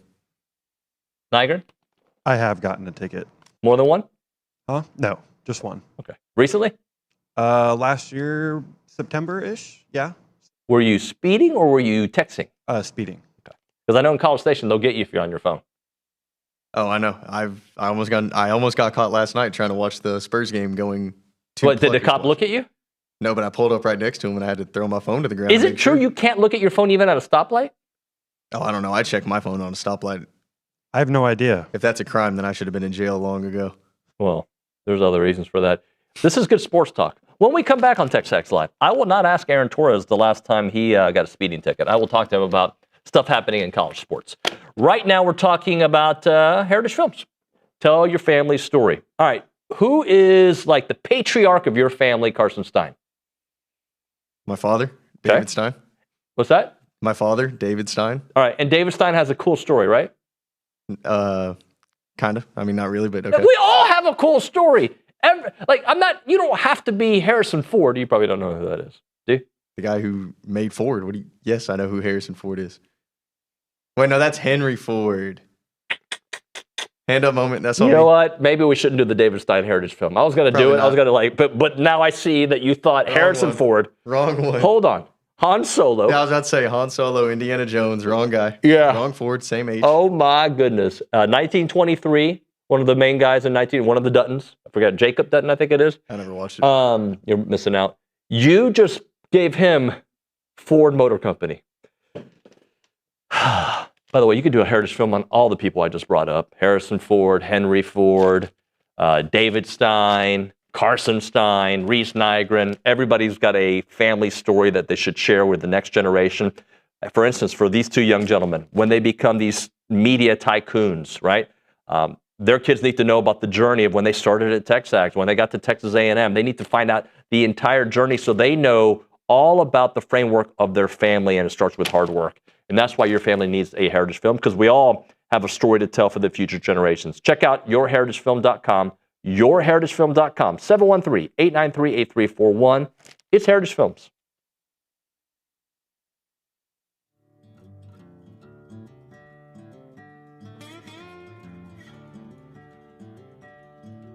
I wish I had Olin here for it because he loves energy drinks. Catalyst Citrus Spark. This is one of the new flavors out there. Whether you're grinding through workouts, cramming for a test, or closing in on a deal, or getting ready for TexAgs Live, you never know, right? Fast becoming the go-to fuel for Aggies everywhere. Zero sugar, I'm all in for that. Or synthetic sweeteners, no artificial colors or flavors. Catalyst delivers clean, high-performance energy with smooth, crisp taste that is never syrupy, designed for both health and hustle. You want to get going? You use this Catalyst right here. It's about pure energy and pure results. And what sets them apart? Packed with premium nootropics blended to boost focus, clarity, and mental stamina. I need this. I'm in, guys. I'm in. Plus, with plant-based caffeine, vitamin B12, B6, Catalyst supports metabolism and energy production, making it more than a drink. It's your lifestyle training partner. Built for competitors on the field, Catalyst fuels strength, focus, and pure results. Buy now at drinkcatalyst.com. That is drinkcatalyst.com. Train harder, think sharper, pure results. It's Catalyst.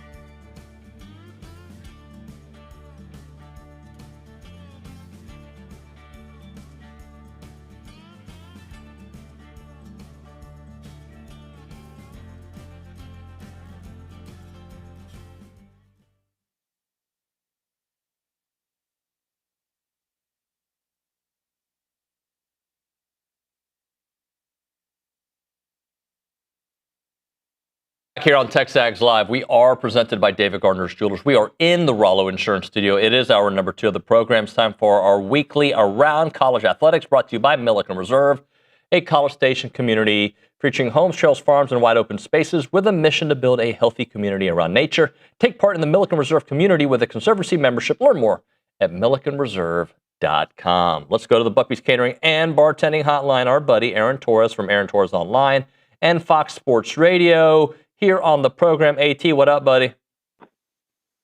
What's up, Nuño? How you doing? I'm good, man.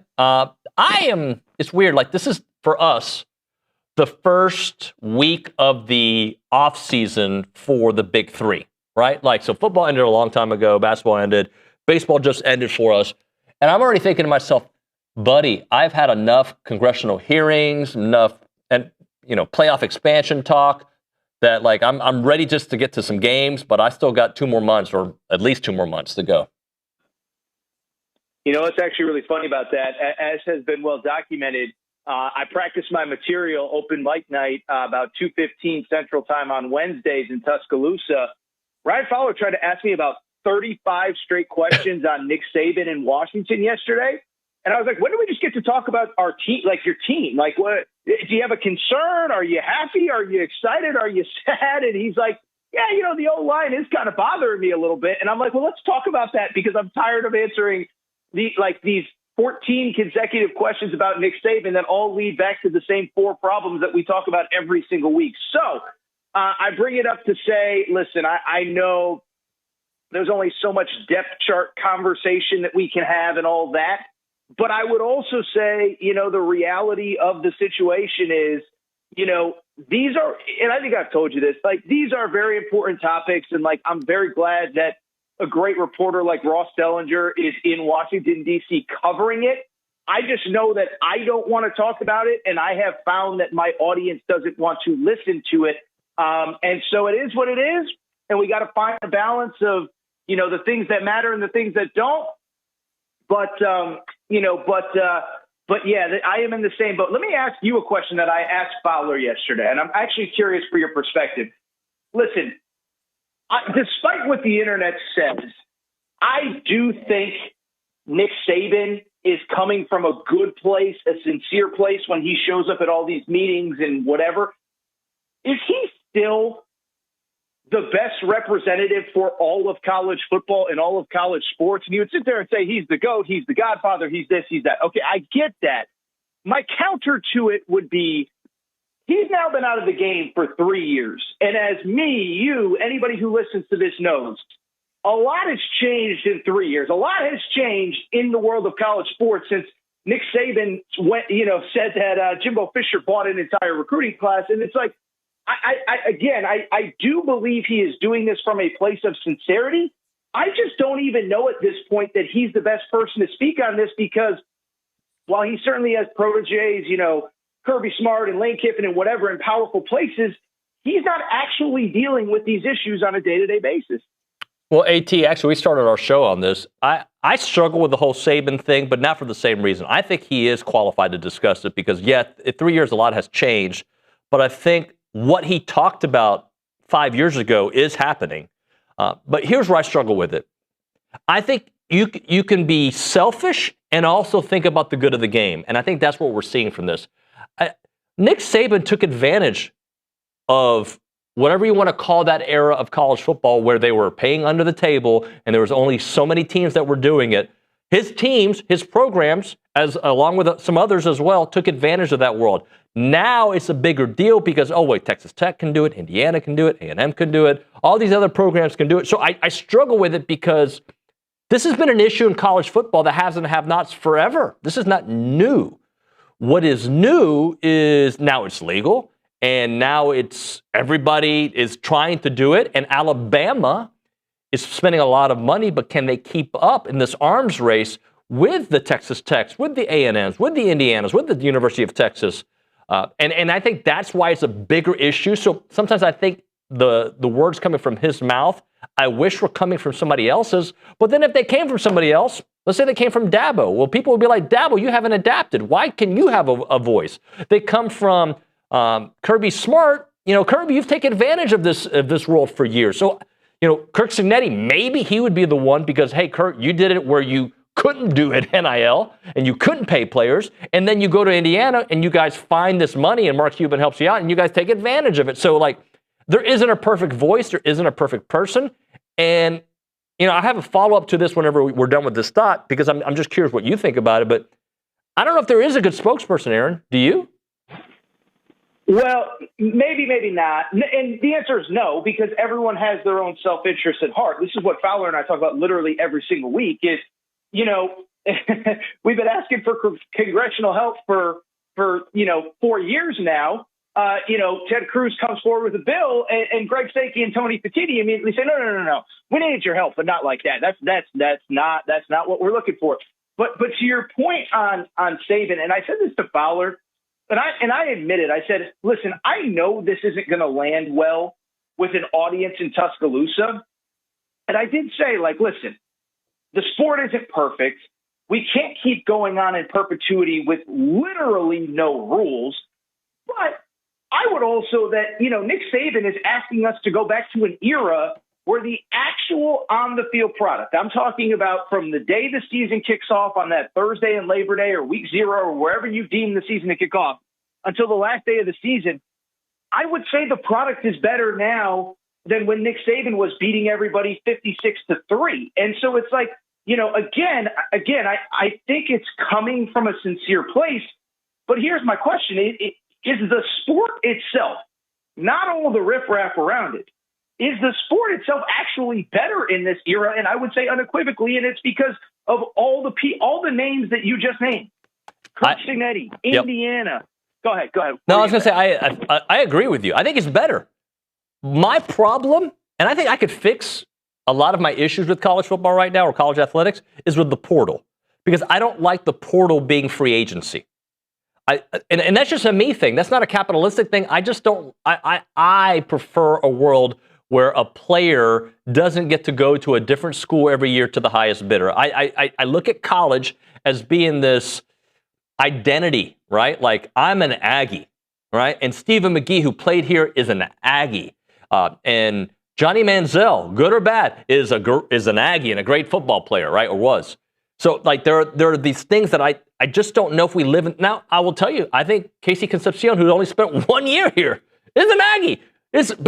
I'm having a harder time with the transfer portal, and then that's why we're having these escalating contracts than I am with, the ability to pay players.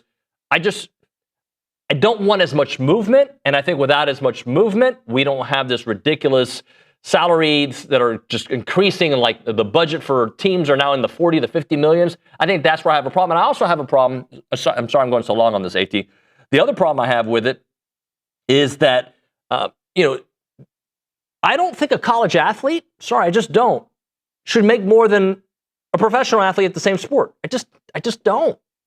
I personally just don't think it's a realistic world. Interns don't make more than the guys that they work for. They just don't. I've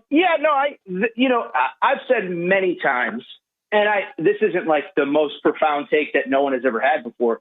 80% of the issues that we have would be cleaned up if we could figure out the transfer situation. And everyone blames NIL. It's NIL with perpetual free agency. That's the issue.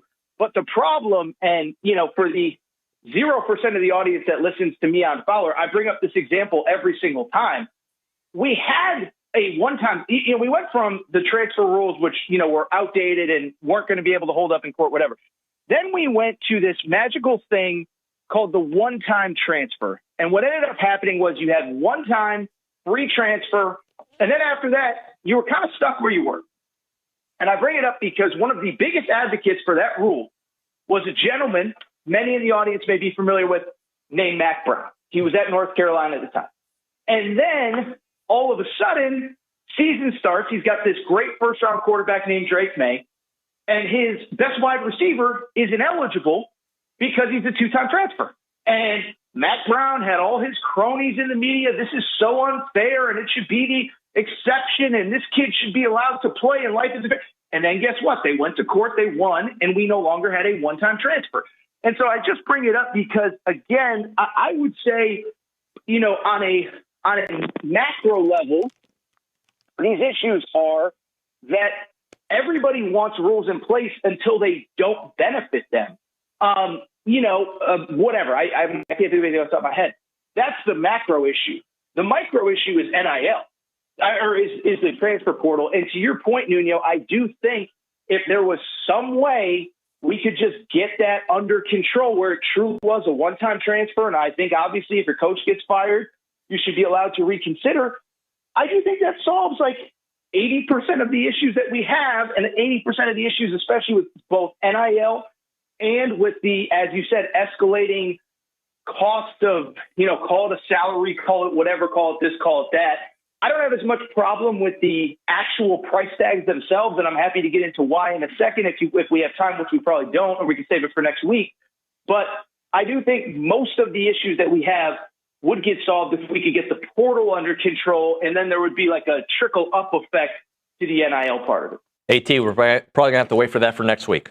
Sorry about that. We got to hit a break here. Well, guess what? You talk about congressional hearings until then, and then let's remember to touch base on that next week, okay? By the way, I probably won't be on the show next week because my boys have their college, what is it called? The registration thing. It's like 2 days at A&M that parents got to go to. It's like a full-time job. I'd rather go to my real job, which is not a full-time job, but it is a full-time job, than go to A&M, but it is what it is. AT, I just went really long. You could have answered your question. I apologize. It's okay. I will tell you 2 weeks from now, I will be away. So let's pick this up on about June 26th. Just don't forget, June 26th, 27th area. We will pick this up like it was June 4th. How about that? I'll be on vacation that day, so I'll see you in 2027. Thank you, AT. Appreciate you, buddy. And I'm not going to be able to get you at media days, so we'll save it for August 1. I might put you on media days. All right, we're going to get fired. Talk to you later. Bye. I was going to let him talk. We'll be back. It's TexAgs Live.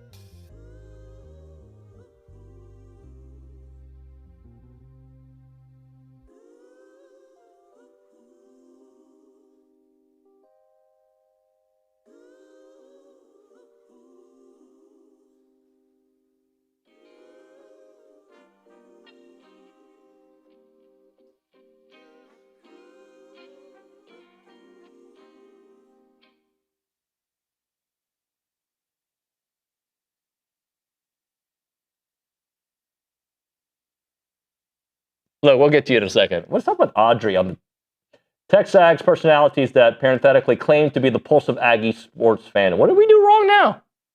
Because I'm not yelling at people getting fired? I guess. I I can tell you. mean, oh man, I just want to do a talk show, bro. Like, I just want to I just want to love A&M. I want to get mad during games. I want to get happy during games. Like,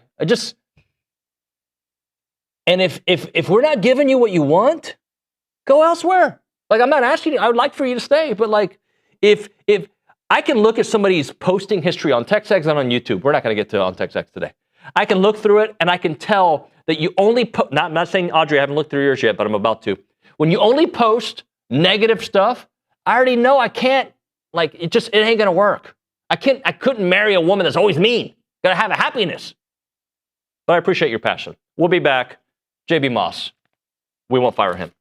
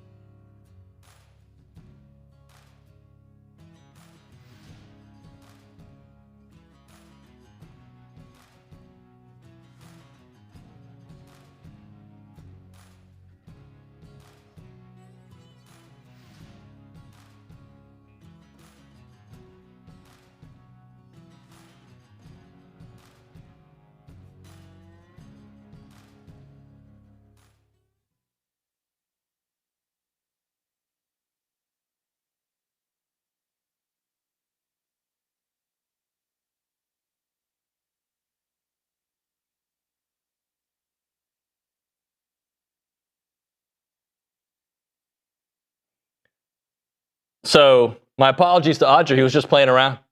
I went after Audrey, not hard, but you know, I haven't looked at your post history yet. It's TexAgs Live. We're presented by David Gardner's Jewelers, Rollo Insurance Studio. If you go in the chat, it looks like 90% of the conversation, even though there's a lot of stuff going on in the world, is about baseball. And that's a good time for our buddy JB Moss, who joins us on the Buppy's Catering and Bartending Hotline to talk about the end of the season, the changes to the staff, and the future outlook. What's up, buddy? How you been? David, how we doing? Everything's great on this end. Good, man. Things are okay. So let's take a look at what has transpired this season. And just from your perspective, JB, where do you see this A&M baseball program overall, considering where they were a couple years ago, how last year went, and how this year went? Yeah, I think it's fair to say that it's been quite the roller coaster. You go back to the end of the Rob Childress era, and I played for Rob, so I'm pretty partial to him, and I think he did a phenomenal job, and he was the ultimate model of consistency with making postseason as many years as he did. And look, I think in any line of business, I think that if you're somewhere 16 or 17 years, eventually there's going to need to be a changeover in leadership. And, I think that is the number one reason why Rob was let go, is maybe time for a new voice. And he certainly didn't win enough in Omaha.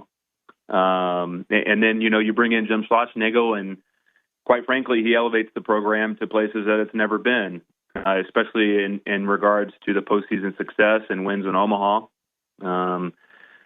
And we all know how that ended. And then, Mike Early comes in and really has a tough year one and deals with incredible injuries and some tough luck. And look, I think that anybody that tells you that the program is not pointed in a north direction is just being pretty foolish. I think Mike did a very solid job this year. I think that year two of a head coach, regardless of where they're coaching, if they're the number 12, postseason seed and they're able to host at home and finish third in the toughest league in the country, I certainly think that that's a positive step in the right direction. But look, I think that what we've tried to do since Rob Childress was let go was to elevate this program to new heights. I think the floor for this program was raised the day you made that decision. And so, I don't think you can sit around and feel sorry for anybody or make excuses. I think the thought is that this program can be a top 10 program in the country every single year. I think that's the expectation. And when you don't meet that expectation and at least find yourself in the Super Regional or in Omaha, I think you find yourself with more work to do.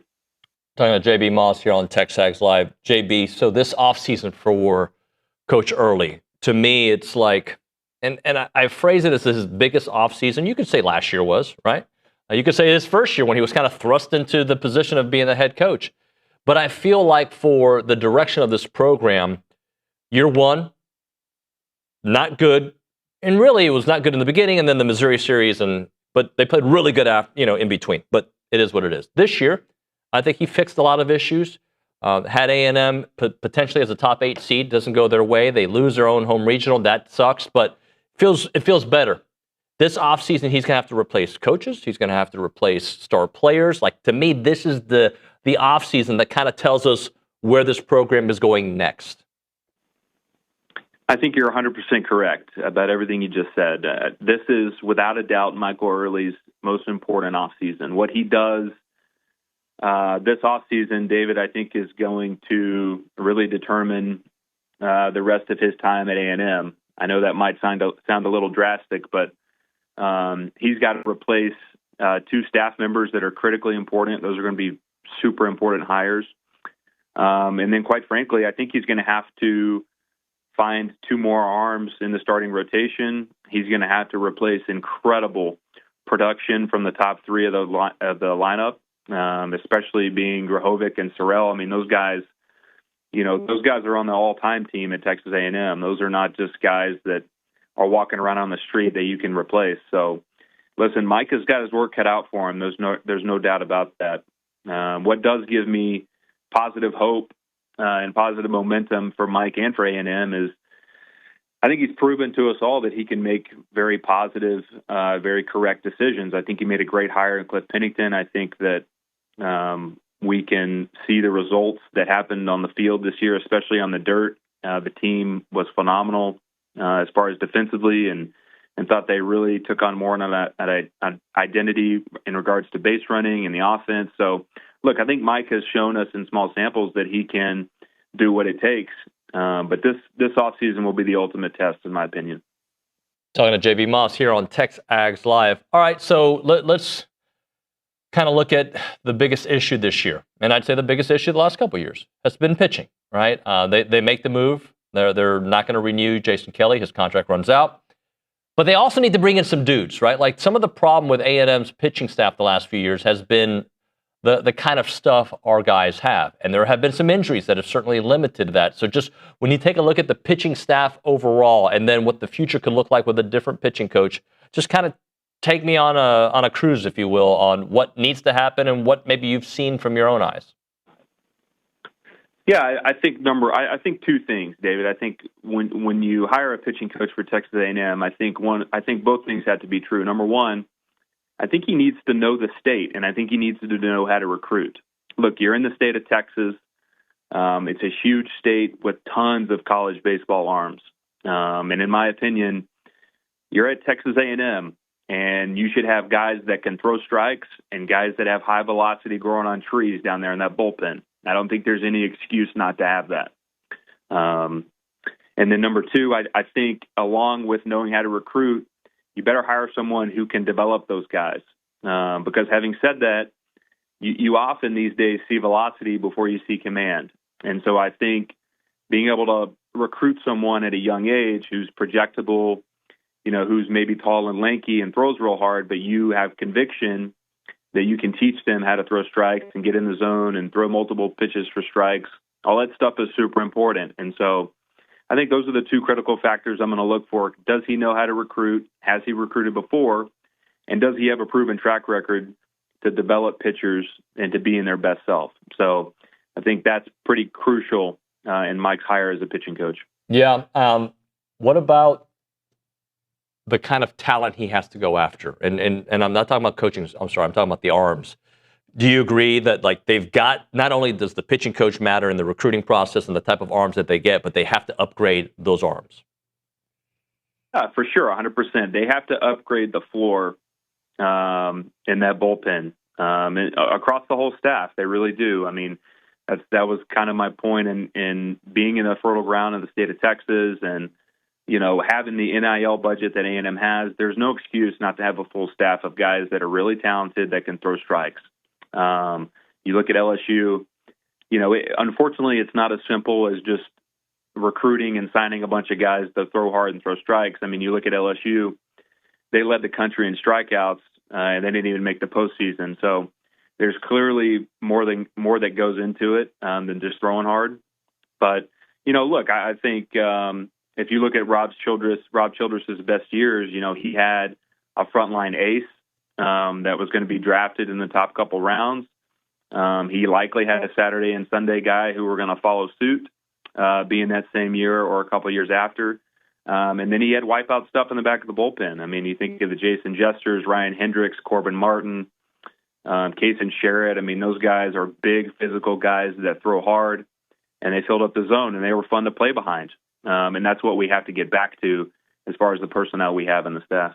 Talking to JB Moss here on TexAgs Live. JB, the biggest issue this year was pitching, but at the regional, interestingly, it was the offense at the end that cost them the regional. How surprising was that?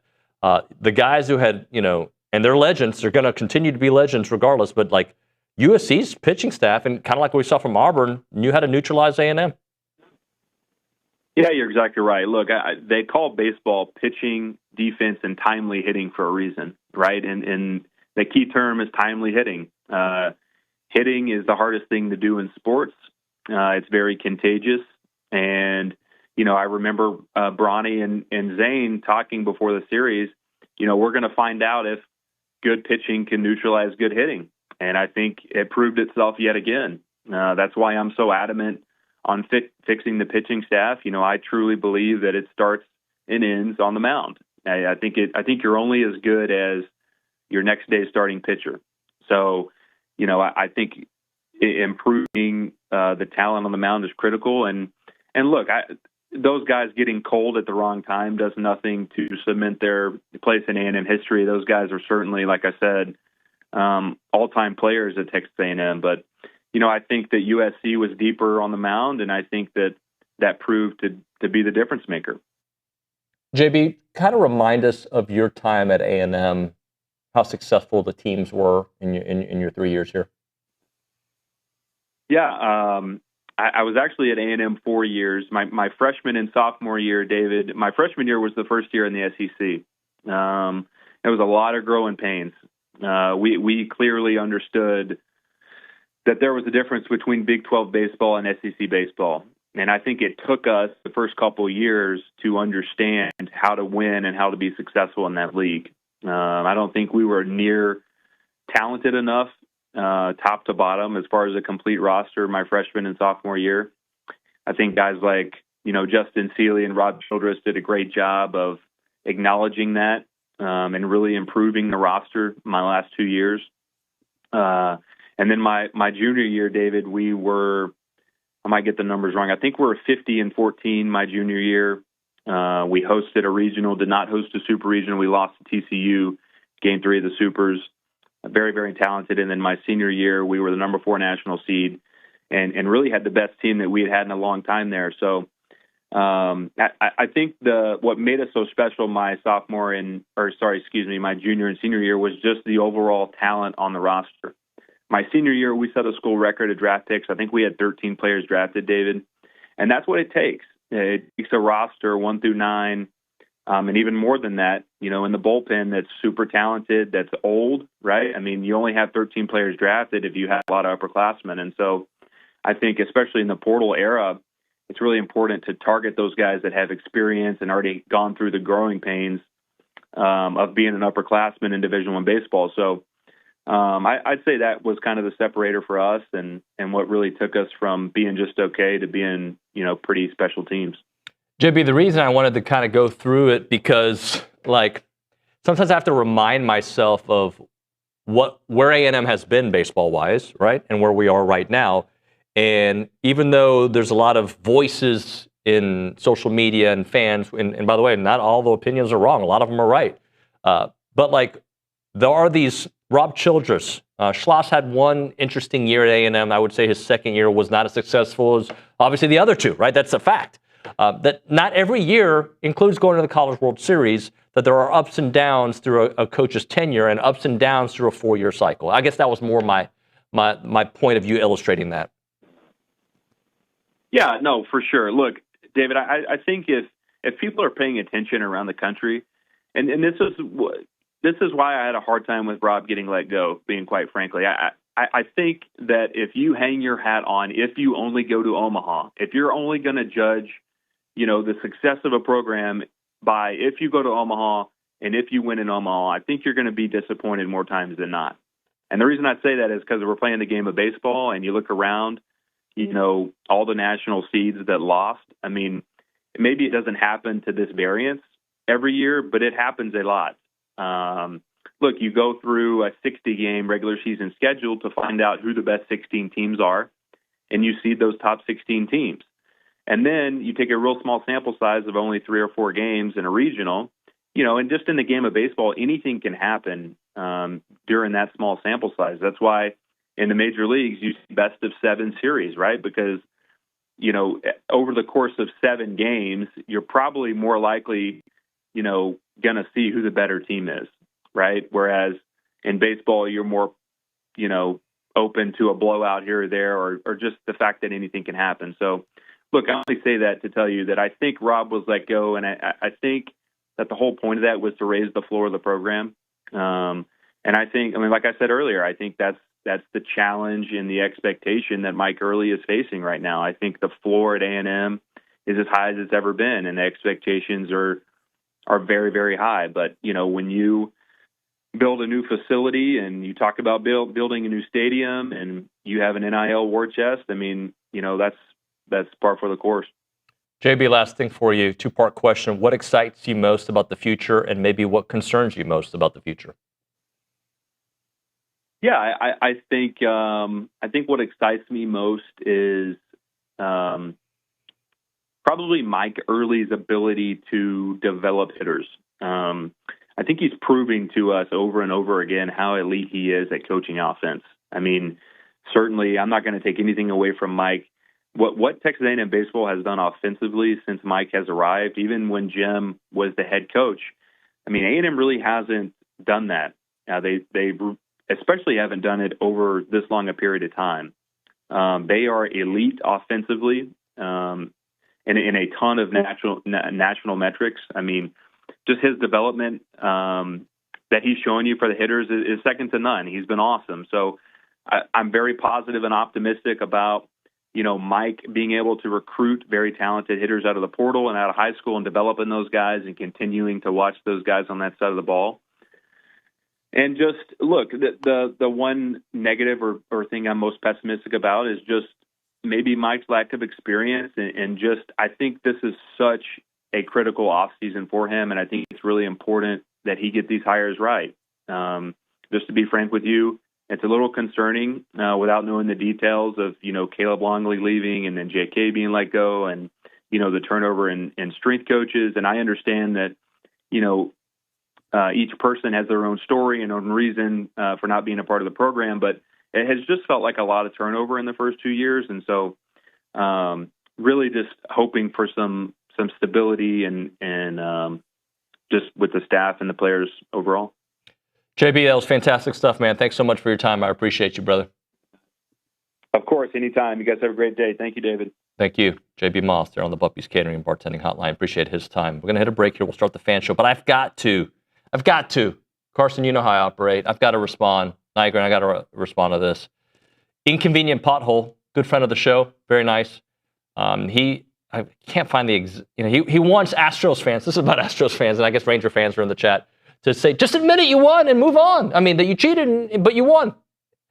And I guess I said, yeah, the reason Astros fans have a problem with it is because, yeah, we did. So did you, and you, right? And he said, you're making my point for me. It's just, just say you did it. You don't have to say the but part. But we are saying that they cheated. They were caught. And they did it at an astronomical level.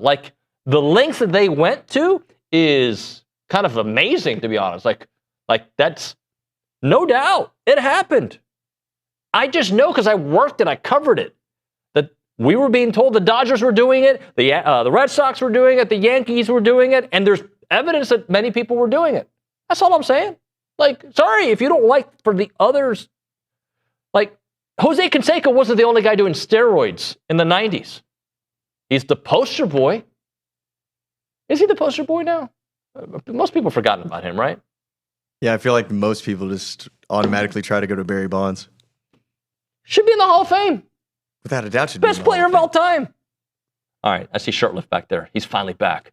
Let's hit a break. When we come back, we'll do the fan show. And yeah, I guess we'll class up the joint. I guess. Brothers Running Company and Mason Hay, a family legacy at Century Square. So you got the Brothers Running Company. They're locally Aggie-owned specialty running store. They are at Century Square below the Star Cinema Grill. Mike is passionate about finding the right shoe for you. So if you're a runner or you're into fitness and whatever it may be, let them find you the right shoe. They've got all the top running shoes from Brooks to On to Hoka. They've got Vuori there. They got Duck Camp. They got Turtle Box speakers, you name it. But that Aggie spirit runs deep in that family because Mike's daughters, Haley and Macy, fourth generation Aggies, and they're also College Station natives. They created Mason Hay, their own company featuring officially licensed A&M merchandise. You've got Aggie pajamas, you've got baby blankets, you got it all. So from running shoes to Aggie pajamas, this Aggie family's got you covered.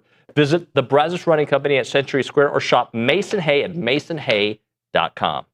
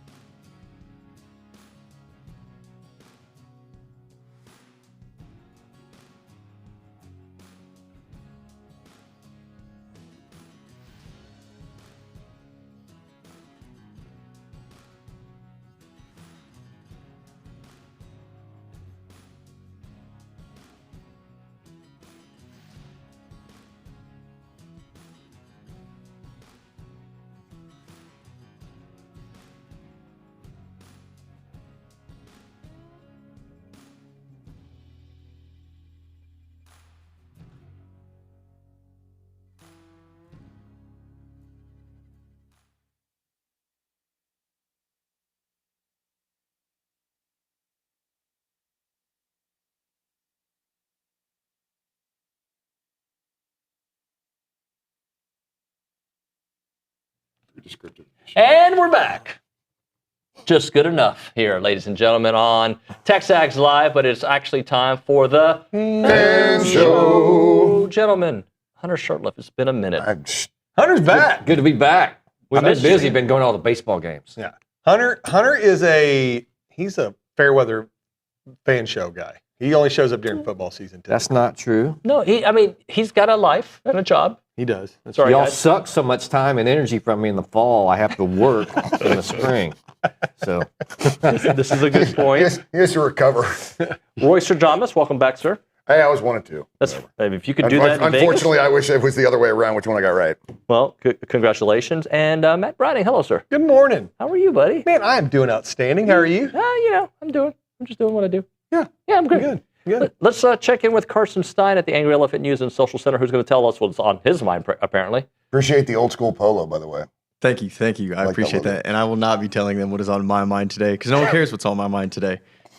Matt, what is on your mind today? Wow, Hunter Shurtleff hasn't been here in a year. I'm fine with you it. know what? I'll take it. I was going to go him next segment. He never gets to go first anyways.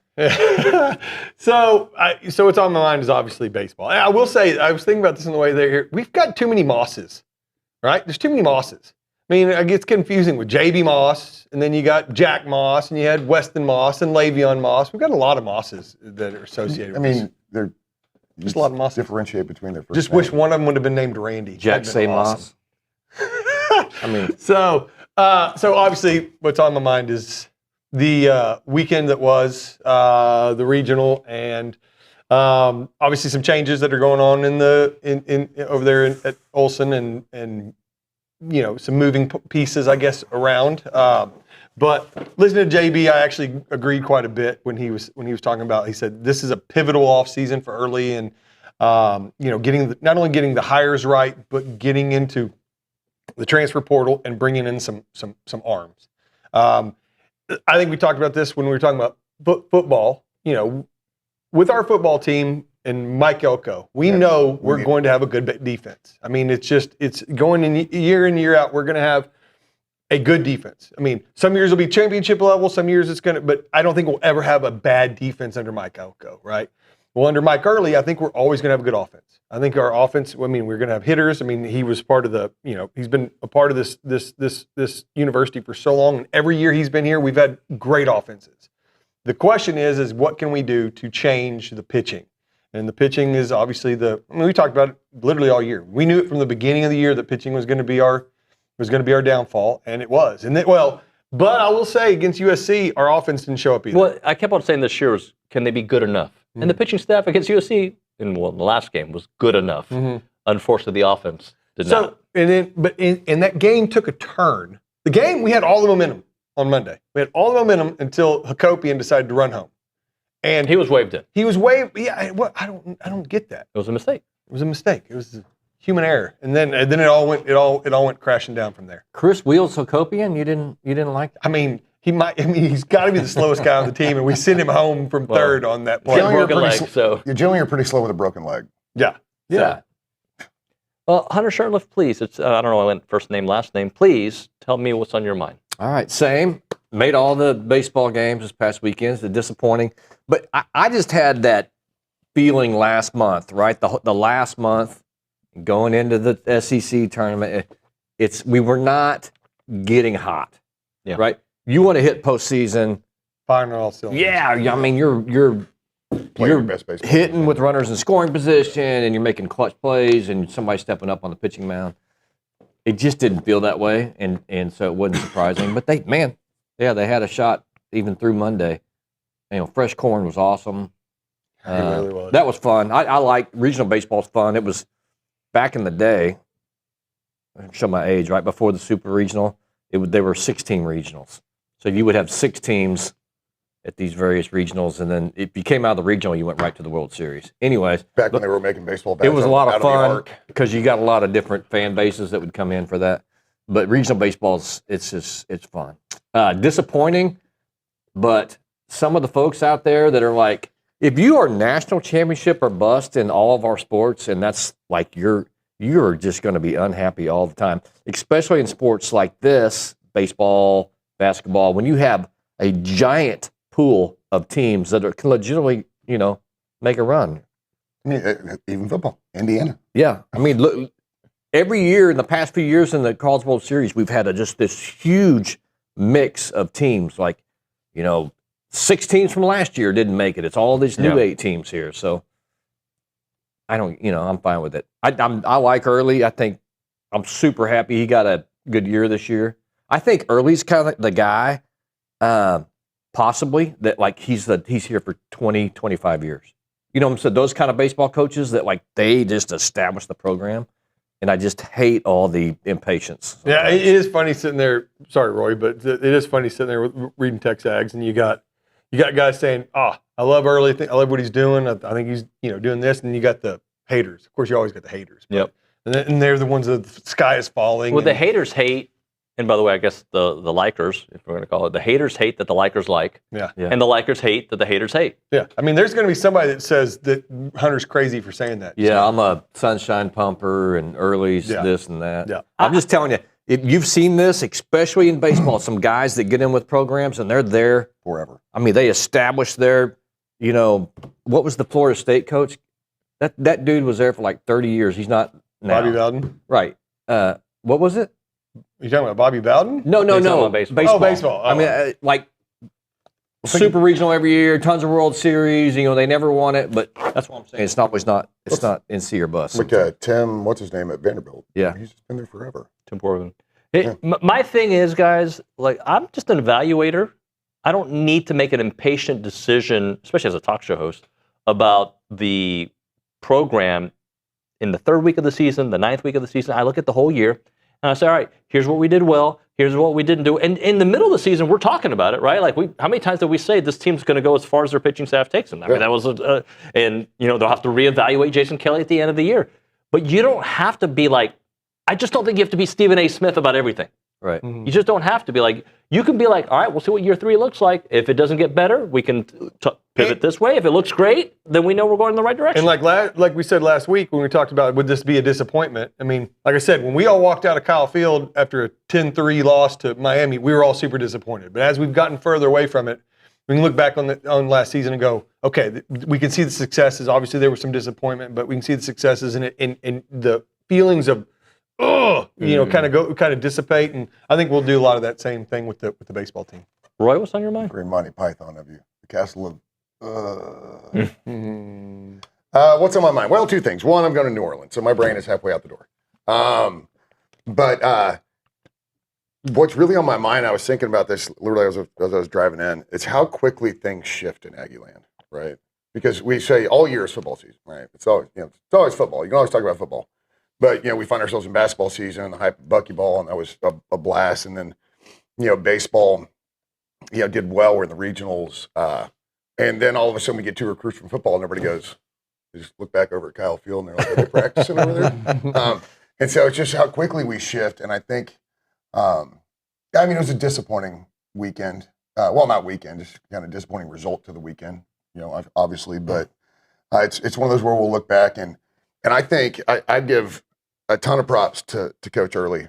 It's a tough decision to fire people. And that's any industry on the planet, right? Like, everybody hates to fire people. Only evil people enjoy firing people. And to make that decision as swiftly as he did to move at the pitching coach position, I think you got to tip your cap to him and say, he's like, all right, man, clearly I've identified it because I've been identifying it all season long. So he was quick to pull the trigger. So I think you do have to give some props to Coach Early for making the quick decision as opposed to, letting it draw. Like, get the decision done. There are pitching coaches out there that I'm sure it's like they always say, every good AD opens his drawer and has a list of head coaches that he knows are going to be his first call if he needs to. So hopefully he's got somebody identified. And again, I'm with you, Browning. I trust him offensively all day. Right? He's going to get people in through the portal. So let's just see what we can do with the arms. Right. Yeah, and just to wrap it up, baseball. You've already talked about it, but if you don't have like 1 and 1A as your pitchers, like some horses, this is reality. You're not going to do good in these tournament scenarios. So that's what we got to find. Yeah. Losing Sims hurt. We got that, though. All right, we'll hit a break. We had it because I think he's going pro. But we'll hit a break here. We will come back and chit-chat about some football. We'll see if Carson Stein's got a question or two. A moment for Caldwell Country Chevrolet, Highway 21 in Caldwell. online at CaldwellCountryChevrolet.com. If you're looking for a selection that won't break the bank, check out Caldwell Country Chevrolet. They're stocking up on new vehicles all the time. They have a great selection of vehicles to look at, and you're going to be blown away by their customer service. They've got the free oil change for life as long as you own that vehicle. And they also will pick you up and drop you off if you have any service that needs to be done for your vehicle. It's not a far drive either. We're talking 15 minutes, the edge of Bryan, to the beginnings of Caldwell. A short conversation away, but you'll see the difference when you step on the lot and do business with the good people at Caldwell Country Chevrolet. Highway 21 in Caldwell, online, CaldwellCountryChevrolet.com.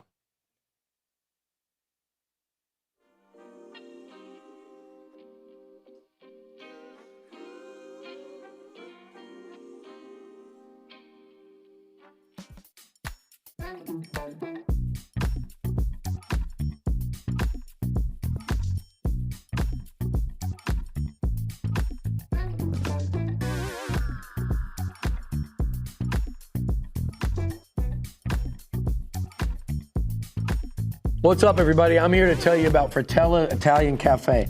If anyone knows anything about Italian food, it's me, Billy Lucci. And Fratella has the best Italian food in BCS.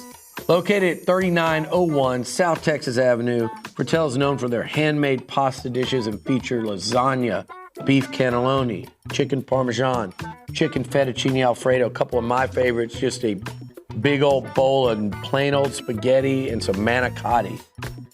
Really recommend the manicotti. That's my go-to. And don't walk out of there without trying the fresh, piping hot breadsticks and the homemade in-house cheesecake, which is incredible. It's great for dining in, catering, gift cards, and even shipping, which they do nationwide. Fratella's is Aggie-owned and operated, and is an official restaurant partner of Texas A&M Athletics. I'll see you there.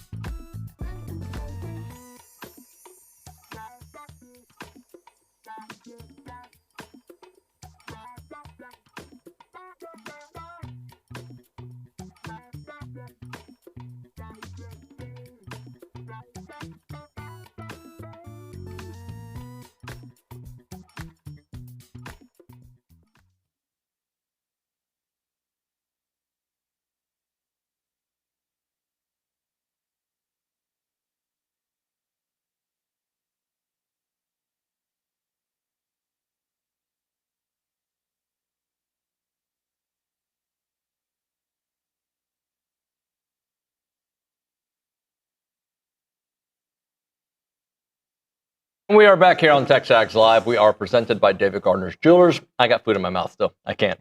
I just can't talk. Let's go to the Angry Elephant News and Social Center. Carson Stein, you get designated the question of the hour. I'm going to use one of Ashley Munson's questions. Munson. What do you think happens to college football in the next 5 years if everything, considering NIL, portal, and the Protect College Sports Act, all this stuff, what do you think happens to college football in 5 years if it keeps going? Bro, Good she is Lord. gunning for your job. How much time do we have? Right. I mean, each one of us could get an hour on this. No, you can't. You do not have that much info on this. First of all, I could speculate plenty, okay? All right, okay, let's let Browning go. He never gets to go first. What's going to happen? I mean, who knows? That's the craziest part. That's what I'm saying. Like, Fantastic. There's a million different scenarios that can happen there. That's just going to be it's going to be wild. I mean, I loved hearing UNOB talk this morning about NIL and Saban and some of the hypocrisy of it, but at the same time, he ain't wrong. He's not wrong. I get what he's doing too, right? I mean, like I think he wants what's best for college football, but at the same time, there's a little bit of he wants to protect his own legacy. You know, he is the GOAT, and I don't think there's many people that can argue that. But he's trying to protect his own legacy, and he wants it on this. He wants us to continue on the same playing field he was on, so that you know, I don't know, but. Man, I don't know. The idea of I mean, the whole point of NIL was name, image, and likeness. That okay, you sign with the school, and then you maybe have an agent that comes in, and some local business offers you some money to do an advertisement for them or something along those lines. And instead, it's right. It's pay for play. There's a giant amount of money that we just pay these kids to come play here, and that wasn't it's not the idea of it. But at the same time, I mean. But I can completely counter that argument, though, because if he wants to protect his legacy of being the winningest head coach kind of thing, like then he should promote everybody paying players because we just saw freaking Indiana win a football national championship. True, but. All right? Yeah. So, quite frankly, and I know, and Stephen alluded to this a little bit earlier this morning, and for the record, will be my favorite part of the show is when a financial guy talks about the finances of football. Like it was good. Yeah, I love his insight on that. But for me, it's like if it's the Wild West, then you're going to see this. And I get that there will come a time where there will only be a handful of, well, more than a handful, but there will be a subset of teams that can afford to continue doing this because their donor base can afford it. And everybody else is going to be the has-been and it's over. But even then, you're still going to have the championship bumper. You're not going to see somebody win 7 in 9 years, 7 in 12 years. You know, it's because now these players can go anywhere and get paid.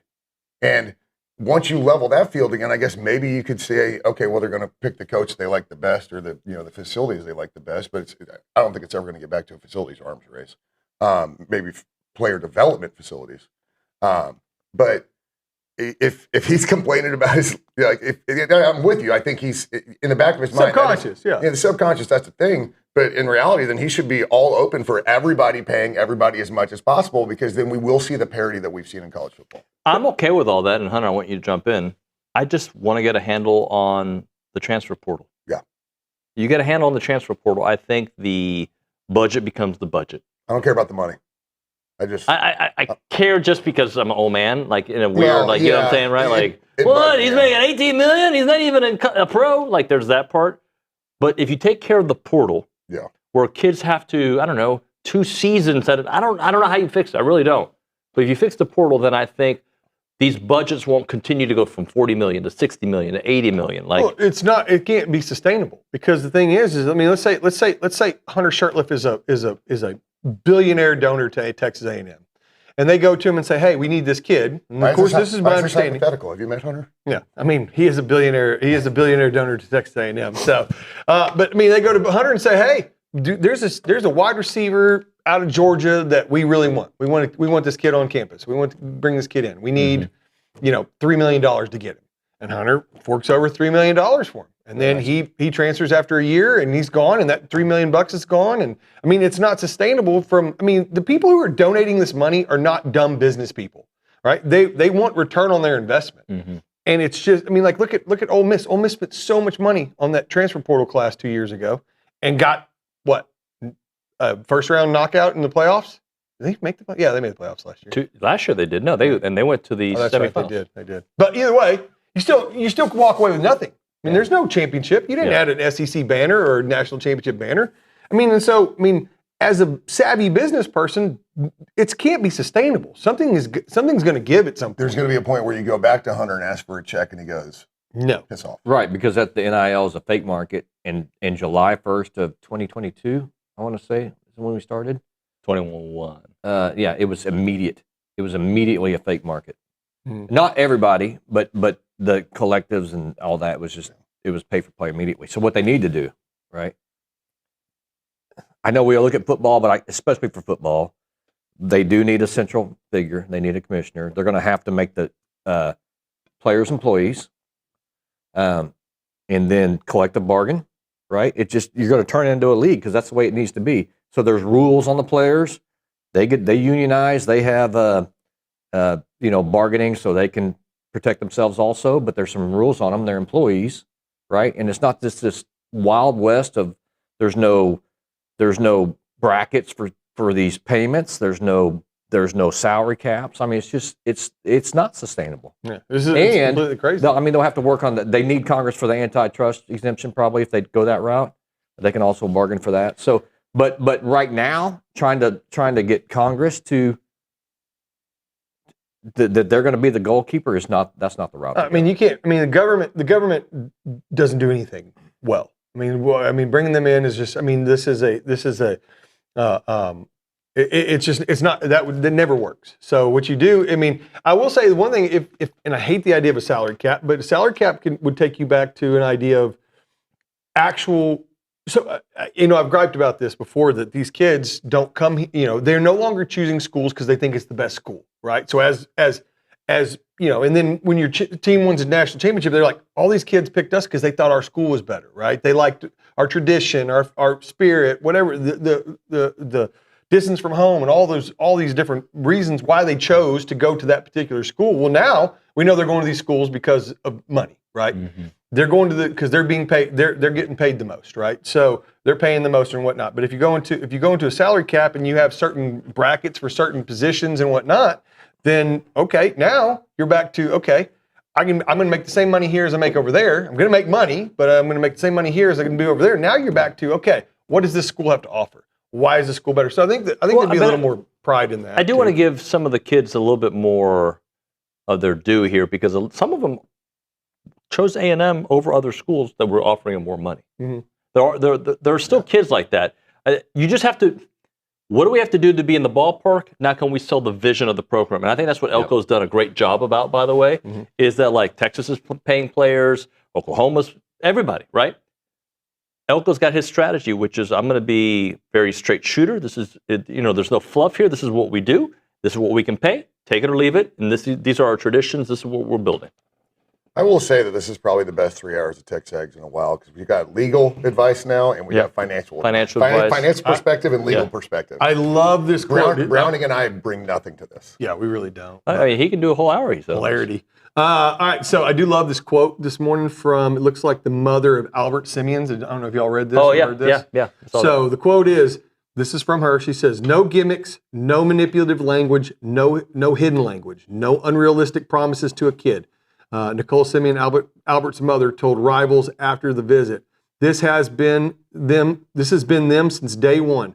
From a parent's perspective, I can't do anything but respect the people over there. As always, we enjoyed our time. That's what Elko's doing. And that part I love. I love the fact that that he's no nonsense, not handing up. So the promises that everyone else is making in this NIL world and all that, then I'm sure there's a dollar figure in there. Don't get me wrong. This kid's a huge recruit, and there's a dollar figure that.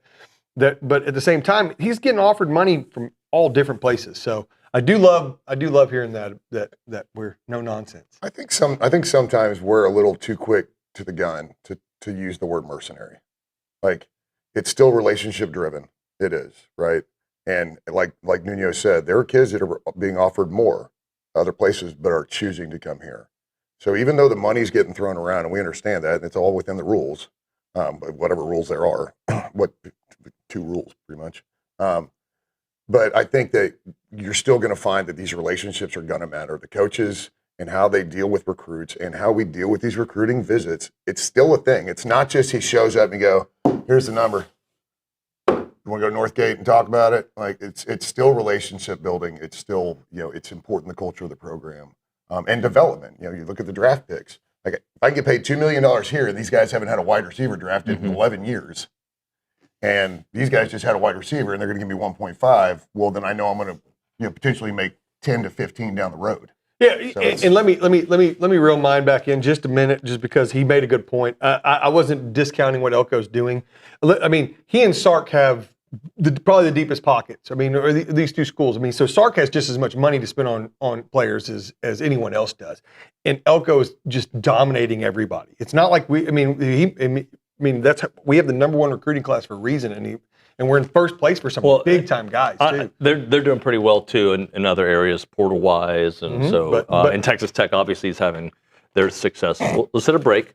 We'll come and Sark and Texas Tech like each other a lot. Ground shuttle time. They offer frequent and reliable shuttles from Bryan College Station to George Bush Intercontinental Airport, where you can commute in comfort and in luxury with reclining seats, power outlets. You can enjoy the ride. You can catch up on whatever you need to do. You can take a nap, and they'll get you there to Bush. And they take off there in South College Station. You get dropped off at your office, or you can use their convenient and secured on-site parking for free for the first 4 days. Ground shuttle times are every 9 times a day, every hour and a half, and 5 shuttle times on the weekends. Check out the website, groundshuttle.com. That website again, groundshuttle.com, or give them a call, 855-303-4415. It's Ground Shuttle. Shuttle. Why did I say it like that? 303-4415. You know it. It's Ground Shuttle.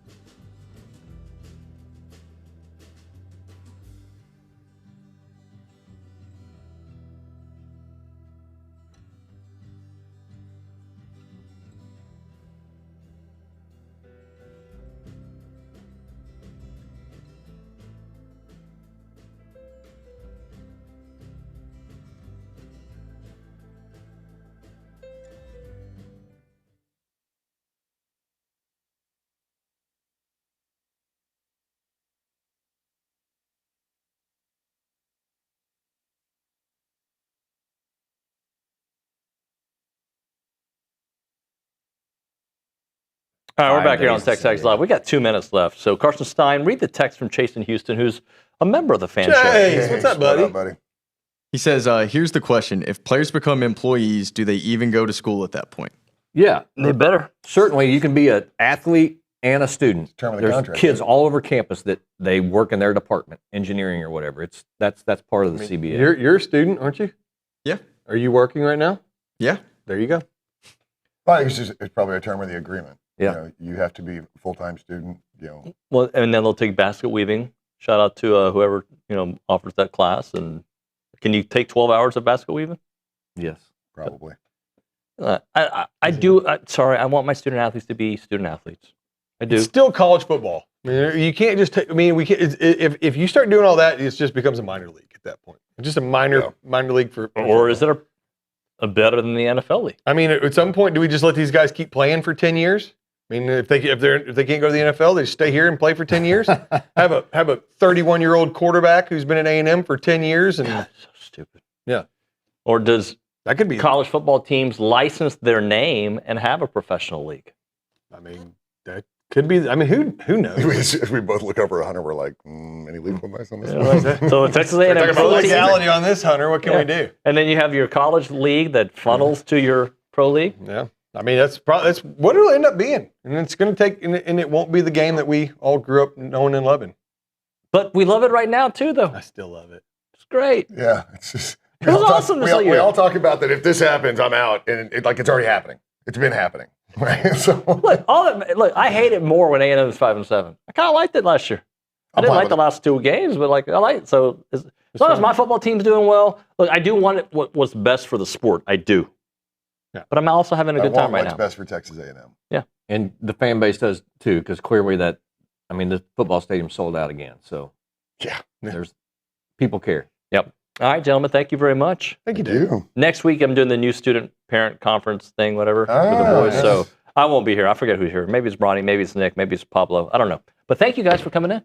Thank you for having us. All right, friends. Thanks so much for watching and listening. We'll catch up with you tomorrow. We'll have a final baseball bunch. We'll have, who else? We got Coach G coming in studio, Fernando Palomo, Billy Lucci, Olin Buchanan, and that's about it. We'll see you then.